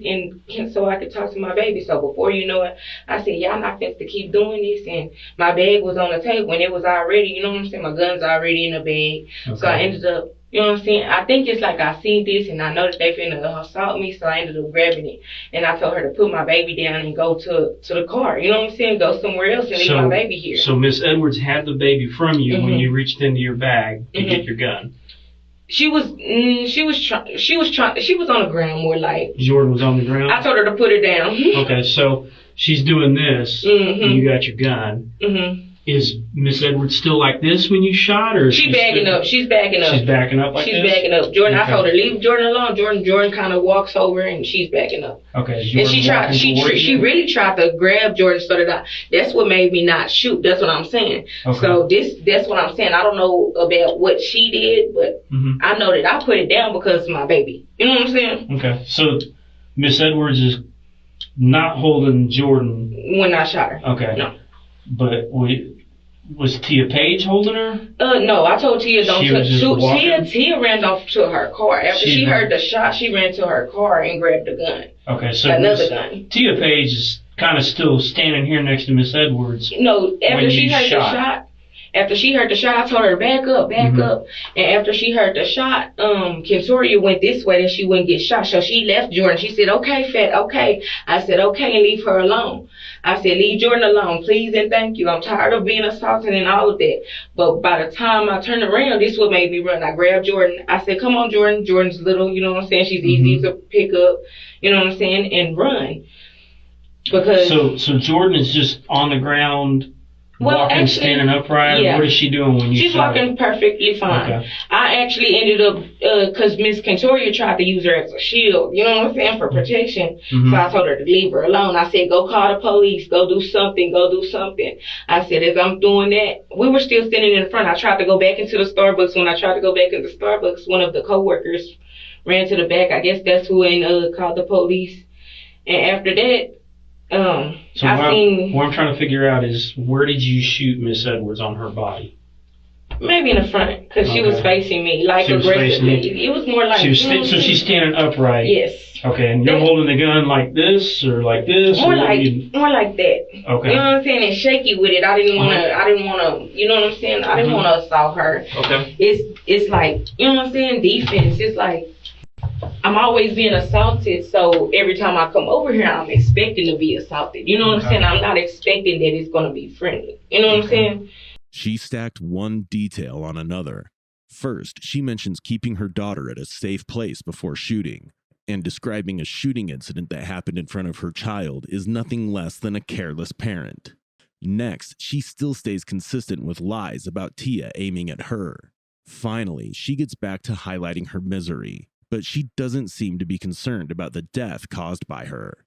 Her calculated demeanor will ultimately contribute to her conviction, but the detective is curious how she managed to bring a gun to the scene, even lacking a job and staying at a homeless camp. So you were afraid they were going to beat you up again, that's why you shot at her. Yes. But she didn't have anything in her hands when you fired the shot. No. Okay. She didn't have Jordan. She really allowed, you know what I'm saying? She put Jordan down when she saw the gun. Yes, and it's not, but after she charged, you know what I'm saying? She came at you? Yeah, she charged like she always do, regardless of what, I don't know what made her do that, but you know what I'm saying? Were you pointing the gun at her when she charged at you? Okay. Yeah, but it's not funny because if this not her grandbaby, you know what I'm saying? She's kind of holding my baby hostage, you know what I'm saying? Right. So me, if you know that this not Jared Page baby, I'm feeling like you trying to be sick. You know what I'm saying?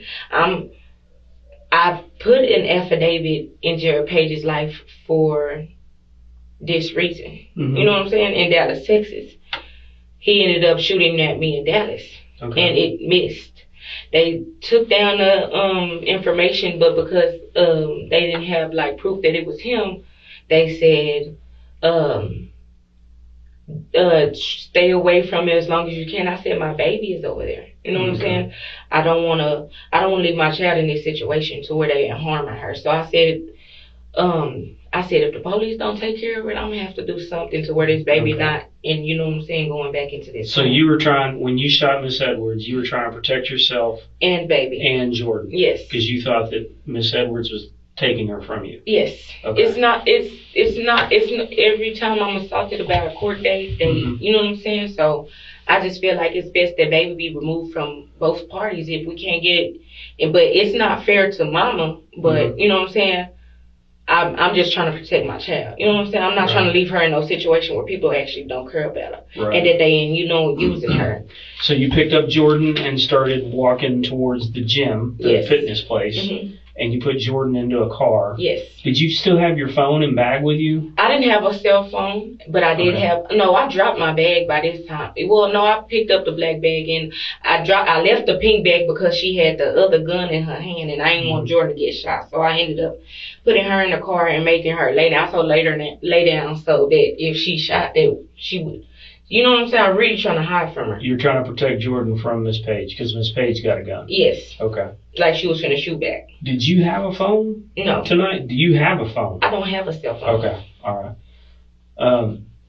And you said a pink bag. Was that a diaper bag for Jordan, or It was my clothes because I'm actually like homeless. You know what I'm saying? So I was on the streets. You know? So you have one bag or two bags? Two. Okay. What do they look like? One was pink with holes in it and clothes. Okay. And one was black with cheetah prints in the inside and makeup and hygiene in it. Okay, and you say pink, I mean the color pink, not made by pink, right? Yes, sir. Okay. And it's got clothes in it? Yes, sir. Okay. And then the black bag has a cheetah print inside? Yes. Like a lining? Yes, sir. And that's got your makeup and stuff? Yes, sir. Is that the one that you carried the gun in? Yes, sir. Okay. So that kind of acts like your purse? Yes. Okay. So those are the two bags that are there? Yes. And you left the pink bag on the table when you shot? No, the pink bag was on the ground. The On the pink, ground I was bag by actually finna get Starbucks? ready. Yeah. I was actually finna get ready to leave. That's why I said I should have left. So you picked up your purse, basically. Mm-hmm. You put the gun back in your purse. Mm-hmm. No, it was still in there. It hadn't. Well, it did. I mean, it did. It came out to fire. Yeah, it did. Okay, so you had to put it back in your purse. Yeah. Well, it was in my hands In your hands? Okay. because I was trying to get, because after I seen that Miss Page had a gun too, I was kind of like shocked and surprised. So I would have normally probably put it back up. Okay, so you're carrying Jordan, a gun, and your purse. Yes. Okay, towards the fitness center. Yeah. And you could see that Miss Page had a gun. Mm-hmm.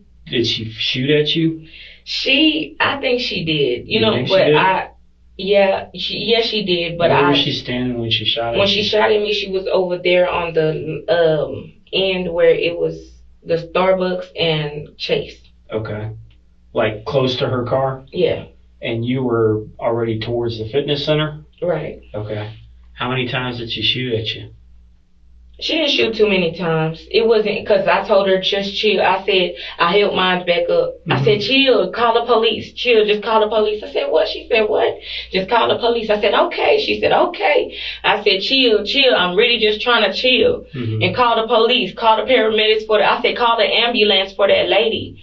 I said on some like, and she said what? And she called them, but she was still heated. You know what I'm saying? Right. She's still trying to deal with you. Yeah, Okay. but that's So not her grandchild, so I don't know why she was yelling, get my granddaughter, you know what I'm saying? But I don't want her with none of these parties, because if she pulls out a gun on me as her mother and trying to protect Jordan, it's like, you know what I'm saying, that they trying to kidnap the baby, you know what I'm saying? So you put Jordan in the car, you're still standing outside of the car, and that wasn't your car. That's somebody else's car? Yes. Okay. What kind of car was it? It was a black SUV. I think. Okay. When you opened the door initially to put Jordan in there, was the driver in the car? Well, I think they ran into the store. Okay. And they left the doors open. I said. Okay. So that's how you knew you could get in the car. All four of the doors was open, but when I put Jordan in, I said I closed the doors so that nobody, that she wouldn't harm the baby. Yeah. Okay. And then after Miss Page started calling the cops, what did you do? I stayed right there. I wasn't trying to leave. I seen the other people outside of at the very end, I seen them outside of out of the store, and I told them, y'all can call the police. I said they're on their way, and I tried to get Jordan to grab, because the lady started acting like she was gonna walk towards the courts, to the door, so that she can, you know what I'm saying? And the lady, Miss Page, started acting like she's gonna walk towards the car where Jordan was at? Yeah, but she had the gun in her hand still, so I'm not trying to do none of this. You know, I'm not trying to have no shootout, none of that. You know what I'm saying? I'm really just trying to get my daughter and put her in a better situation, because I don't know if y'all always this aggressive towards me. I'm not sure or nothing what y'all doing to Jordan. You know what I'm saying? Tranisa was rooted in years of frustration over losing custody to Kentoria, which ultimately erupted in the tragic shooting. But her reaction will rise as the detective finally reveals the shocking charges she will face. If I have any more questions, I'll come back and talk to you again, all right? Okay. Where's the baby? The baby's going to be with CPS for right now. Okay. Until we try to figure out where to put her. Are they gonna tell me what's going on with her? CPS, I imagine they'll talk to you, yeah. They're gonna come up here? Yeah, I don't know if they'll come talk to you here or the next place that you go. Okay. Oh, I'm gonna leave here? You're going to be charged with murder. Murder? She's dead? Yes, ma'am. She dead? I didn't. Murder? She died. I don't think that I hit her enough to kill her. That's what I'm telling you. You hit her in the right spot. I don't think I hit. We're gonna have to investigate where Tia Page done, because I know I didn't hit this lady enough to kill her. You know what I'm saying? You told me you hit her up here, right? It was more like down here. Okay. You know what I'm saying? And she backed up. See what I'm saying? So I didn't hit. I'm just saying I know my part, but I'm not finna go down for murder if Tia done did something to this lady too. Okay, well, it doesn't look like Tia did it. Can we get an investigation on That's this what I'm doing. situation? I'm a detective. It's like so not funny. I did not try to kill, but can you look up these people's names that I'm talking about, or write them in the case? Yeah. In the case, so that You said that your ex-boyfriends? Cameron Farmer. What's Cameron look like? He's a mixed breed, last name Farmer. Yeah, like mine. Like yours? Yeah, I'm Detective Farmer. Yeah. Yeah. All right. Well, like I said, you're gonna stay the night here. Okay. And we'll put you back where I found you. You said that Collin County, they'll come talk to me? The CPS people will come talk to you at some point. I don't know if they'll talk to you here. Shanice's lack of capability was proved, but she couldn't bear her child's separation. As a result, she took a daring wrong step. Shanice had a pre-planned motive to kill the guardian, Kentoria. She tried to defend herself in the interrogation room with crafted stories. But if her mental health evaluation was done properly before the crime, or her guardian had seen the warning signs about her dark paths, could this murder have been prevented? Shanice was initially charged with capital murder for the shooting of Kentoria Edwards, but for a certain period, she was found incompetent to stand trial due to mental health evaluations. Later, on June 4th, 2024, she was charged with first-degree murder and sentenced to 60 years in prison. Jessica's holding her hands, and Fabian was her. I did not kill that little girl. I just want to know what you did. I did not dismember it. Did he penetrate Victoria with his... Yes. Would we find your DNA on Victoria? No. Hell no. No, man. That's crazy, man. This is 31-year-old Fabian Gonzalez, the boyfriend of Michelle Martins, whose interrogation was previously covered and shook everyone who watched the horrors of that case. While Michelle's statements were disturbing, Fabian's interrogation takes this case to an even darker place. At some point between that time when she was moved to the bathroom and to when the officers arrived, Victoria was dismembered and cut up into pieces, and you were there. Along with his cousin Jessica Kelly, he played a key role in the brutal murder of 10-year-old Victoria Martins on her birthday. A crime so horrific, it still haunts the community of Albuquerque, New Mexico to this day. In the early hours of August 24th, 2016, a frantic 911 call from a neighbor led police to an apartment building on Irving Boulevard, but nothing could have prepared them for the horrors they were about to uncover. Inside the home, where Michelle Martins lived with her 2 children, Victoria and Matthew, alongside her boyfriend Fabian Gonzalez, officers made a horrifying discovery. What they found was a scene straight out of a nightmare. The dismembered remains of a little girl lay scattered, a crime so gruesome it would soon make national headlines. As investigators placed together the twisted truth, 3 names emerged at the center of it all: Michelle Martins, Fabian Gonzalez, and Jessica Kelly. While Michelle and Fabian were being interrogated separately at the same time, one question loomed over everything. Why? Why would a man who was a father himself inflict such an unthinkable pain on a child he should have protected? His attitude, excuses, and sheer lack of remorse will leave everyone outraged and disgusted. So, buddy, is there a way that me and Michelle could kind of talk to you at the same time, like in the room, so we can set up? No, like I said, there's some detectives talking to her, so in order to make sure we get everybody's story right. The only reason why I'm saying that is because us together could explain why you didn't hear it and how she woke us up. So let me explain this. If you guys are both telling the truth, then the stories will be exactly the same and you have nothing to worry about.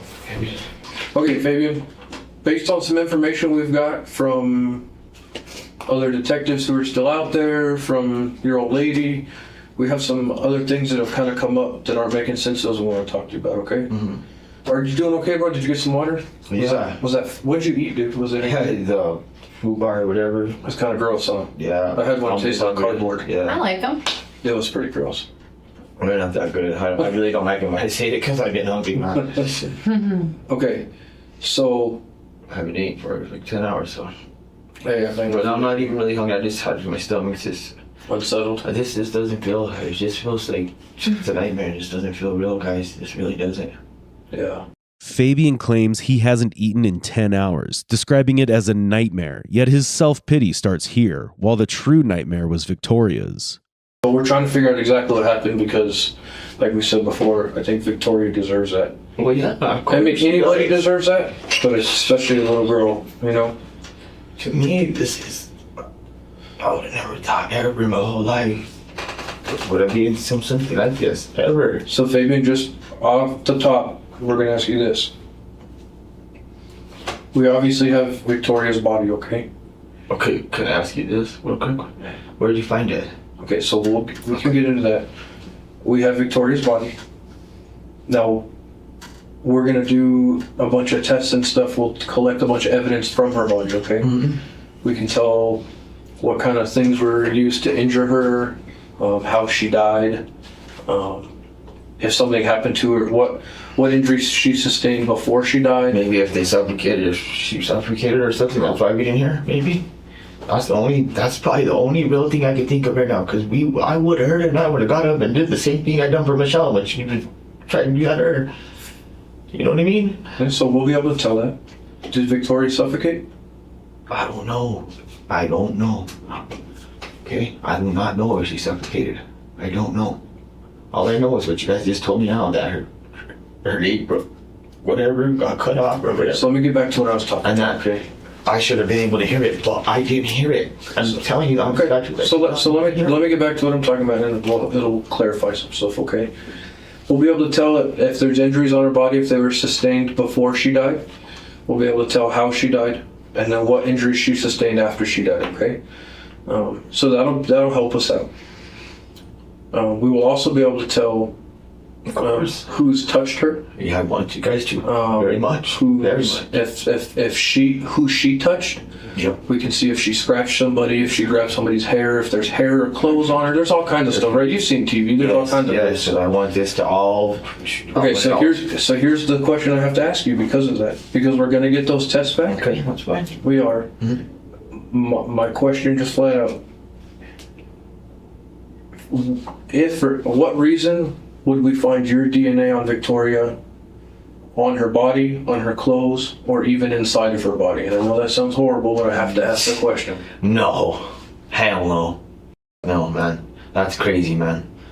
And I know you have to ask that question. Yeah, you just have to ask. No damn way. Any reason I'm going to find any of your DNA in her fingernails from her fighting with you or scratching you? Nope.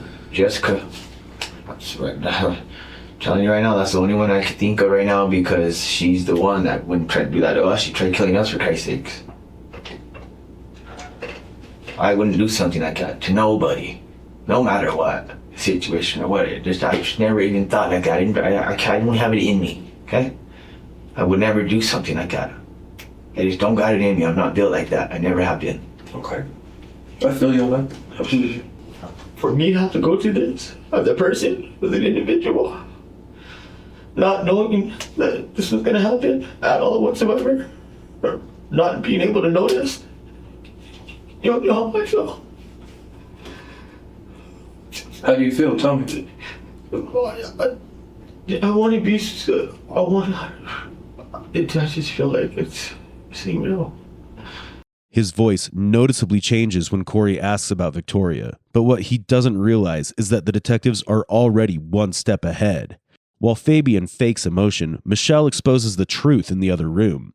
As she shares key details, the detective ensures her words are passed along through text messages to the other detective. Thus, these two female detectives were seen texting each other to stay updated on the claims both Fabian and Michelle were making. With each message exchanged, they tighten the noose, turning Fabian's own lies against him before he even realizes it. Just why I didn't hear, how I didn't know. That's what I'm mad about.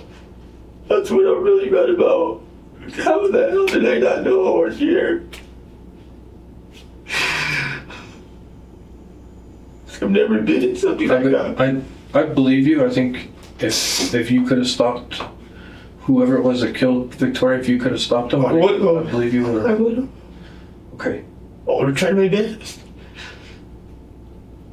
I'm not saying that I would have, but I would have tried my best. So when I asked you about taking a shower, I don't know why you don't want to answer that for me, and you're telling me about the sprinklers, but let me just explain something. I told you that morning when I got ready. Yeah. But I was in my pajamas when I woke up, and she woke us up and did all that, okay? I don't think it was my should have, if you didn't shower, a lot of blood on your smears, and your nails are very clean. I was hands cleaning look up in clean. there, just trying to get them out. But what I'm saying is I ran through the sprinklers and I was soaking wet when I knocked on that door. Well, isn't the apartment that you went to, it's right next to yours. It's in that court. So the Yes, but when I sprinklers jumped don't... off, I ran back around because I was scared. I didn't know that she had people, like, she threatened me, saying that they're coming for me, they should be there for me any minute. She told me that's scary. That scared me too, okay? Along with everything else. So I ran in the back and sprinklers were all on, and I was just running through the whole sprinklers all the way around just to see if she had someone waiting for me. Fabian was indeed scared of getting caught. Before fleeing the apartment, he made sure to erase any traces of the crime he'd inflicted on Victoria. And it doesn't take a detective to see that there were no sprinklers, just a man desperately trying to cover his tracks. But when he tries to divert attention with a wild story about Jessica going bonkers and hitting Michelle with an iron, Fabian makes a critical slip. Like, to tell you the truth, when she woke us up and told us that weird thing, and then started attacking Michelle, when Michelle said that, I'm going to tell you, be honest right now, I don't know if there was blood in there, but I know when I went to bed, the kitchen was clean. Okay? That's what I know. Okay? Okay? But, because I was everywhere, I was trying to, like, you know what I mean? And I wasn't paying attention, you know what I mean? But I know when she was hitting Michelle, blood, right there, there was blood coming from Michelle. There had to have been there. I've seen it, you know what I mean? Coming when she was hitting her. It was all over Michelle. So let's focus on that for a minute, because it was something. So then maybe I was like, then that's when Jessica's like, wow, we cleaned this blood up. We're like, wow, okay. We were scared. We were scared for our lives. So let's talk about that for a second, because that's something that I'm very confused about. Okay. Me too. Is you guys are fighting in the kitchen. Michelle's bleeding on the kitchen floor. As we're fighting. Hang on. Just let me explain to you how I understand what you've told it to me, and then you can clarify for me. Okay. And maybe we can go back and forth, because what you've told me so far doesn't make any sense to me, okay? In the midst of all this craziness and irons and fist punches and scratches and threats, and you guys are scared for your life, and this chick's acting a fool, all of a sudden she stops and says, let's clean up some blood? No, Hang on, so let me just... That's how it's playing in my mind based on what you've told me. And so that doesn't make any sense to me. Like why would homegirl be tripping as hard as she is, and then all of a sudden say, well, help me clean up blood? No, she's always like, clean up this blood. And then we're like, okay, we'll just leave us alone, don't stop. Because I was, in my mind, I'm like, you're already, I'm calling the cops, you're going down, this is crazy, you're trying to kill us and do work, you know what I mean? So I went to the door, ran to the door to try to open it, get it open, and yell, at least just have it open or something, you know, so someone could like at least see something. You know, that this is going on, and I'm trying to stop it, and that Jessica has so much strength, I'm telling you, usually, I couldn't, it was hard to try to, you know what I mean? So you said earlier that either, and I could be getting this wrong, but one of you, either you or Michelle, did start to clean up blood.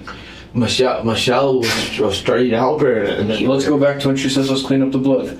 At the moment that she said that, did she point to a specific spot of blood? No, it's just indicate anything specific. She was all, look, get on my bed, and I was like, no, I'm getting out of here. And then she grabbed me in the car and tried to grab me and hit me on my leg, and I was like, no, I was like, ouch, and then Michelle was just sitting there, so bleeding everywhere. Like, okay, Jessica, get help, and I was saying it too, help, get Jessica, get, you're crazy. And then after she thought, God told me to, and like just saying weird stuff, and I was like, what the hell? So then who wiped up the blood, and where did they wipe it? I just seen Jessica wiping it on the floor like that. When was that? That was when after she started hitting her in the cat with the thing, and I tried to escape. And then after that, went to the front door, she kind of got me and was trying to do that like that and that at the same time, you know? And Michelle was sitting there in shock. Hang on, time out. Standing there in shock, trying to help, you know what I mean? Hang on, time out. You want me to believe, just so I'm clear, that Jessica is bending down, wiping blood on the floor, and at the same time is strong enough to keep you from opening the front door? Well, what happened when she was doing that? Yeah, I was scared. I didn't know she had to, because she kept telling me that they're coming for me too. You know what I mean? I'm telling you, I was scared. I shouldn't have been scared or something, but I was scared. I'm not saying it's bad to be scared, bro. I was just hella scared, man. I get it. So I didn't know whether, so I was like acting like I wasn't gonna go for the door, but I was. But then she was like, no, stop trying to grab me and this and that. And like, that's when Michelle was just standing there like, oh my God, I can't believe savage, you know. I know, it was crazy. What was Michelle so scared? And then that's when she got up again. Jessica said, she stopped like trying to do that, you know, whatever. Because I started to go to the patio because she wasn't letting me out right to the front door, you know. So that's when she followed me, and that's when I finally she started hitting Michelle again, and that's when I said, no, stop, quit, please, somebody help. We kept yelling, me and Michelle, we kept yelling. Jessica wasn't yelling for some reason. It was me and Michelle just yelling for help, you know. And so that's when I just ended up just grabbing the iron from her. I ran back to the patio, and then she like rushed me, and she's like, you better get down, I'm gonna hit you, and all that. And they tried to hit me and fight me for it. And I just threw it. I said no, and I threw it, and she goes, why did you do that? I was like, what? And then she like just lost it and ran back that way, like I guess to go chase Michelle again. And that's when I said, I'm jumping out of the balcony, I'm getting help no matter what, even if I break my whatever, I'm jumping off this, I'm gonna go get help. Filling in unnecessary details that no one asked for is the #1 red flag. Even with his frantic gestures, he can't manipulate the detectives, making them think that his story is worth buying. Rather, in this attempt, he is only making things worse for himself. So I got a question for you. At about 3 or 4 in the morning, roughly, and maybe the time's off a little bit, okay, you and Michelle go out the front door to the apartment, and you're talking. Go out to the front door to the apartment, we're talking, no way. Yeah. Oh, Do you remember that? Oh, no, that Michelle ran out. That was the time, that was like around the time that I think I got finally help, and I tried to ask that lady, and then I went to the other place. Where were you when Michelle said, I think she killed my daughter? I was, we were over there at the 407 already waiting for the cops. There is a neighbor who says that you and Michelle, they saw you walking out of the apartment. It was about 3 or 4 in the morning. That you didn't even jump off the balcony, or maybe you did and went back up there. No. And they see you coming out of the apartment. Never went back up there. I was scared for my life. Okay. That's how I got. I ran through the sprinklers. It was, you didn't check the sprinkler time. I ran through the sprinklers. So neighbor sees you coming out of the apartment together with Michelle at the same time. When was that? Me and Michelle? What did they say we did? I don't. Well, maybe a neighbor left that day to my brothers. No. Like this morning. Oh, that's when she ran to me and she was all big. That's when she was all bloody and just she finally got away from Jessica. Vivian, I don't want to hurt your feelings. Okay, I'm gonna try not to hurt your feelings. It's fine. But I'm gonna lay it out for you. I'm gonna be perfectly blunt. I'm not gonna beat around the bush. The thing is, how could a neighbor say we got out of 3 or 4 that me and Michelle, we went out of the apartment? I don't understand. I'm just telling you what people said, but let me tell you. It's weird. Like I said, let me just explain something to you. Because we got woke up, that fight happened, and I remember, like I told you exactly the stories, and I told you exactly what happened. I tried to get away. I couldn't get away. Are you a strong guy? You a tough guy? Kind of? Do you think of yourself as a manly, tough guy? Shut up. I mean, yeah, but that's like with a guy, or if I'm getting jumped or something like that, you know what I mean? But like with that, I don't mean physically.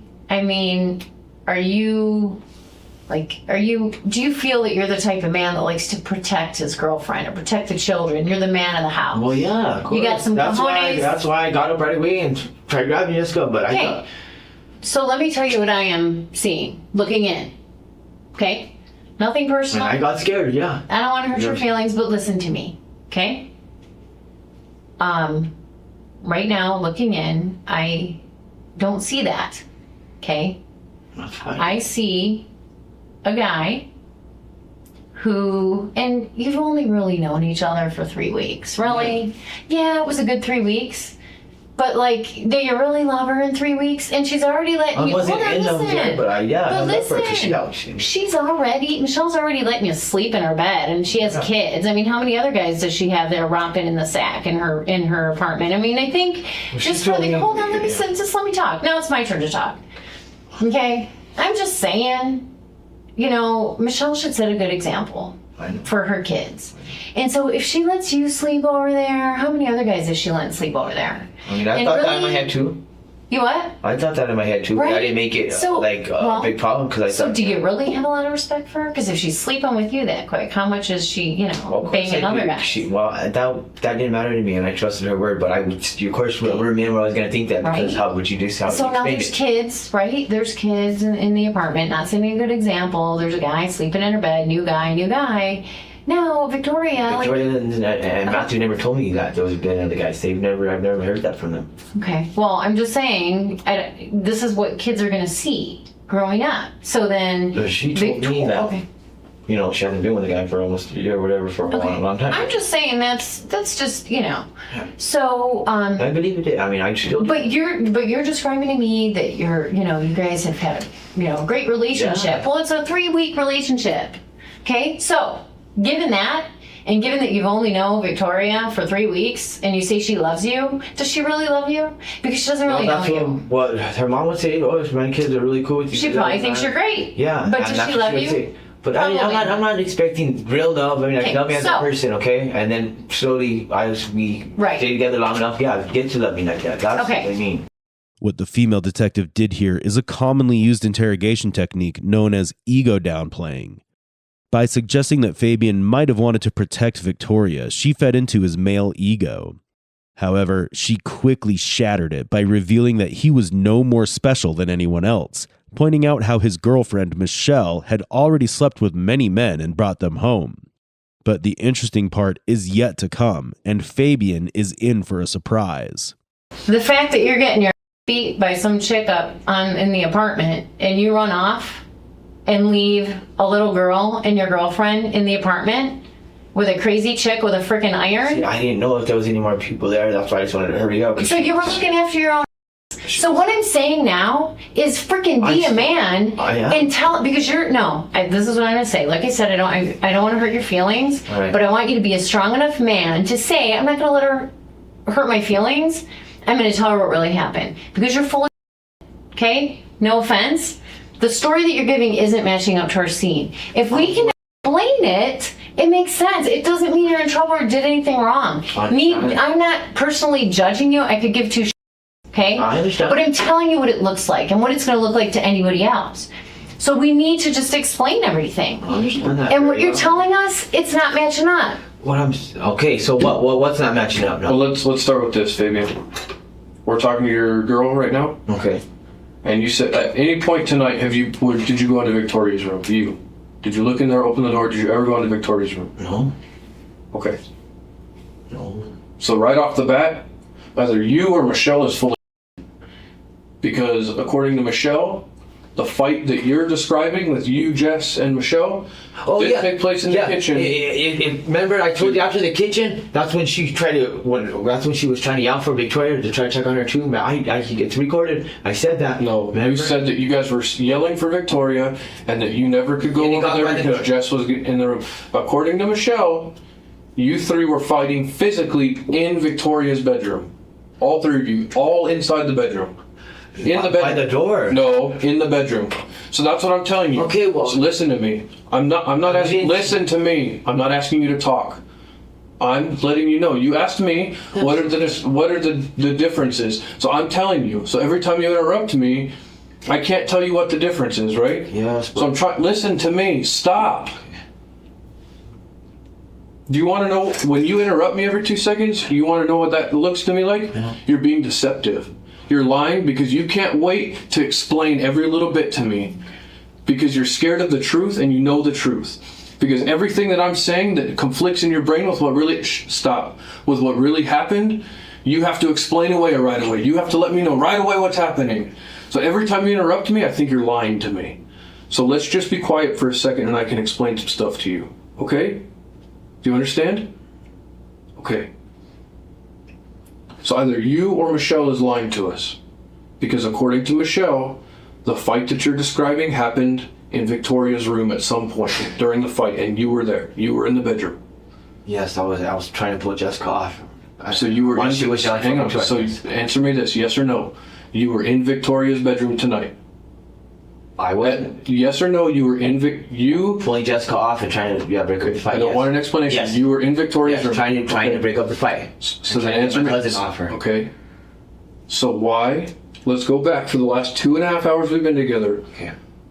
Why have you lied to us this whole time and insisted that at no point did you ever open the door to Victoria's room or go in Victoria's room, and now you're saying you were in the room? Explain that to me. I misunderstood, okay? But I remember telling you that a while back that the fight did get to Victoria's room and she was screaming for Victoria. No. Well, You said that you were yelling verbally for Victoria, but you guys could never get near her room because Jess would never let you get near the room. Well, she was chasing me, and that's when I kind of like it all happened real fast, and that's when Michelle tried to hurry up and go over there and check on her. Jessica rushed her again and kind of like threw her there, and she was like yelling for Victoria. Was Victoria in the bedroom? I thought she was. Victoria in the bedroom? Was Victoria in the bedroom? I didn't see. I wasn't paying. I was trying to grab Jessica. So did you see Victoria in the bedroom? No. What did you see in the bedroom? I seen the light off and the TV on. And she yelling and me and her like yelling saying please, and Jessica went, she was still hitting her with that thing, and and then after that is when finally I just got the iron for Jessica on the patio and threw it. Okay, let's stay where we're at. Did you guys clean up blood in Victoria's room? No. Who cleaned up the blood in Victoria's room? Jessica, probably. 31-year-old Jessica Kelly becomes the common scapegoat for both Fabian and Michelle. After serving time for manslaughter, she moves in with them. But despite being one of the main perpetrators alongside Fabian, both Fabian and Michelle act as if they have no part in Victoria's death, shifting all the blame onto her. Yet someone sharp enough will soon see through it. There's no way me and her did that because we were trying to hurry up and get help, emergency help. I'm lucky I even got away. So let's slow down for a second. Do you understand now that even the smallest little detail that... Yes. You need to slow down. Listen, you need to slow down because the smallest little details that you're telling me is the difference straight up between me thinking you had something to do with the death of this little girl and me thinking that you're telling the truth. Straight up on a radar of 1 to 10, if I think you're full of shit, I think you're about a 9 full of shit. Honest. I'm just being honest with you. Thanks. So, hey, listen, like I said, we have a bunch of evidence. We do. We've got a bunch of evidence, and so like I told you, I'm putting this puzzle together, and the only person whose pieces don't seem to be matching right now are you and Michelle's. Everybody that we've talked to at the apartments, their pieces all match. They match the physical evidence that we have, they match the witness evidence that we have. What I want to know is what you and Michelle's involvement was, whether, no matter how hard, listen to me, stop. That's, again, when you start to jump in on me like that. I won't say nothing else when you finish. Okay. It makes me think that you're being deceptive with me. Okay, well, I'm sorry. That's why I let you finish. When you've already said and you've agreed with us, there's no way that the things that happened to Victoria could have happened to her without somebody hearing. Now, whether she was screaming or not, she didn't have to be screaming. She didn't have to be screaming. Just the noise alone of what was done to her body would have woken anybody up. And it woke up every apartment in your building, except for the only people that are supposedly not awake are you and Michelle, okay? According to you. And I'm just telling you what I'm being told. So do you see when I have people in apartments telling me that they wake up and they hear banging and something being drugged in an apartment? They hear screaming from a little girl, mind you, and they hear adults arguing. So I believe that you guys were arguing. I believe that there was a fight. Now, I also think that some of the filler in there that you've told me is bull. Just straight up. And I understand you're scared, okay? There's a little girl that's dead in an apartment, and I don't blame you for being scared. To be honest, on a lot of levels, I don't blame you for lying about stuff if you're lying. And here's why. It's a natural human reaction in the situation that you're in to protect yourself. Because then somebody started cutting up the body of a little girl in that room and packing her up in plastic bags. And so for you to say that you at no point heard, saw, smelled, nothing, I cannot believe that. Because this is like 600 square feet. There's not a backyard, there's not a shed. Fabian, I know that I'm asking you to tell me the truth and this is the hardest thing you've ever done. Okay. So I know it's the hardest thing you've ever done. It's something I didn't do though. I did not kill that little girl. I just want to know what you did. I did not dismember it. Even now, he refuses to say her name, reducing Victoria to just it. But no amount of distancing can erase the horror of what he had done to her. The thing was, I did not see nothing or pay attention to anything. I was just in there all drunk, okay? In the room, laying down. I would have never thought that or known that. Do you see how different our story is now, though? Yes. Okay. So now what are you not telling me, Fabian? It's okay, dude. I'm not going to judge you. I'm not going to freak out. I'm not going to lose my mind with you. When she told me that, I think you could, and then I said, yeah, right. So then I kind of thought about What time was it that she told you that Victoria was dead? When she told me when we went to the Indian his house, and I was like, oh, what do you mean? Why do you even say that? I said, she's okay. There's no way. I told her, you're tripping, and she's okay. You know what I mean? They'll get her up. She's going to be okay. That's when she said that. But Fabian. And then she said, before that, we went to bed, we ate something. She asked, she thought, go get a cigarette. So she got a cigarette, she smoked, and she went to the balcony with Jessica. Fabian. That's the only funny thing I can tell you. Listen. We know that Michelle specifically asked Jessica what happened and what she did to Victoria. Mm-hmm. We know that you were in the apartment. Yeah, but I wasn't right there when they asked it. When I wasn't there, like this close. I was in the. Baby, listen. You need to understand. This is not a trap. I know. I know you don't. Listen, it's not a trap. It's not a trap. I'm not trying to get you to admit to anything that you didn't do. Okay? That's not what I'm doing. Okay. I'm just trying. I need to know exactly what you saw or heard. Listen, if you had nothing to do with it, that's fine. If you had something to do with it, whether it was a small part or a big part, we need to know. And listen. This isn't about getting Michelle in trouble. You don't need to worry about that. Or Jessica, I know she's your family. This is bigger than this, right? Yes, I don't care. She can run hell for that. Man, that's crazier than hell. Okay. But I cannot, there's no way that I can leave this room believing that there's a 10-year-old dead girl in that room. Let's even say from the time of 10 p.m. to 4 a.m. and that during that time, her limbs were being chopped off in that very apartment, and she was being bagged in different bags. Listen, and then at no time, I refuse to believe that at no time did you have any knowledge that something was going on. You had to have known something. Okay, I didn't, but what I'm saying is me and Michelle were over there with the neighbors inside for a good 15 minutes waiting for the cops. 15-20 minutes waiting for the cops, okay? I know that for a fact. Jessica was in there by herself. She locked herself in because I know that because the officer had to keep the door open. We're watching for. Let me explain this to you. It takes more than 20 minutes to do what was done to Victoria. It would be physically impossible to do what was done to her in 20 minutes. Impossible. If there was 10 people doing it, maybe. For one person to do that would take hours and hours and hours. This is crazy, guys. I want to take a lie detector test because this is crazy. A classic move. Guilty men often ask for a polygraph, hoping it makes them look innocent. But detectives don't need a machine to see through his lies. Fabian, listen. I'm not accusing you of anything I know specific. You're not, but I'm trying to tell you. I would never in a million years would think this would happen. I agree. More than this, with her not even knowing. If she knew, she should have let me know something. Thing is, if she didn't let me know, she did know, and I'm going to tell you that right now. And if she knew, why didn't she let me know right away before we even went to bed? That's what I'm trying to figure out. I'm not a parent, but if I walk in my house, And I was wondering, why did Jessica attack her first when she woke us up? If you're saying it like that now. So, have you and Michelle ever talked about your past before? About my past? Yeah.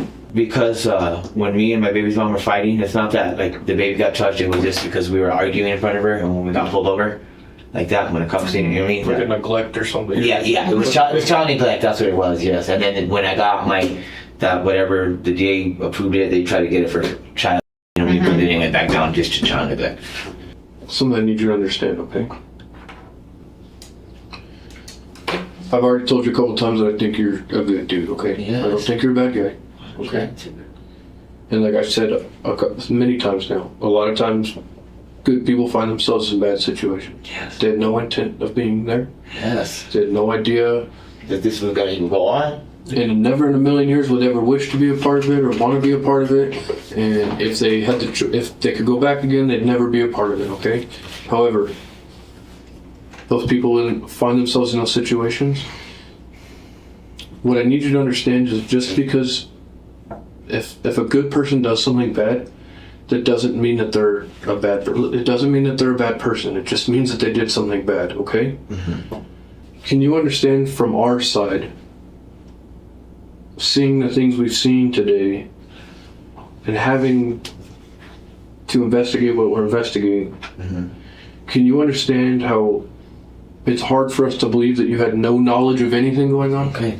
That might be, I might be guilty of that, but I didn't, come on, man, that's scared the out of me, man. So Fabian, were you scared that she was gonna kill you? Yeah. Is that why you just let it happen? I didn't see nothing happen though. Did you hear something? What did you hear, Fabian? Let's talk about that. I thought it was the TV.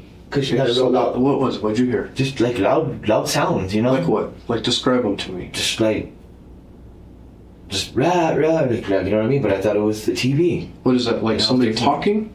Somebody, yeah, like trying to talk or like back and forth but Michelle was in there with me too, though. When I woke up, you know, when I heard that, you know. Fabian, what did you hear during the night?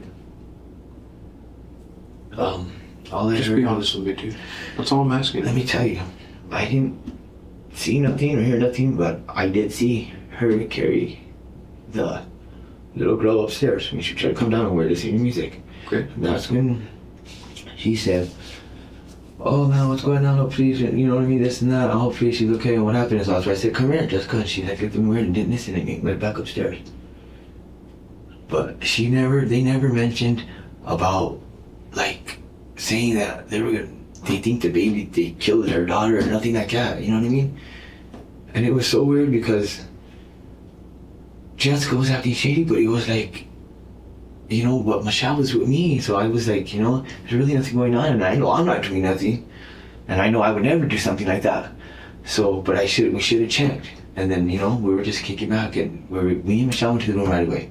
Okay, when we went inside after that. You what? We went to the room right away, me and Michelle.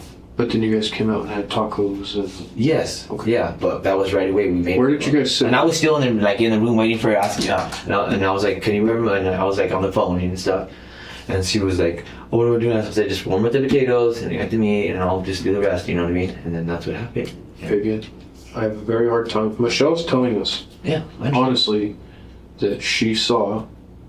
And I'm telling you exactly what I said. Listen, I know. Let me explain to you so you can understand what I'm thinking. All right.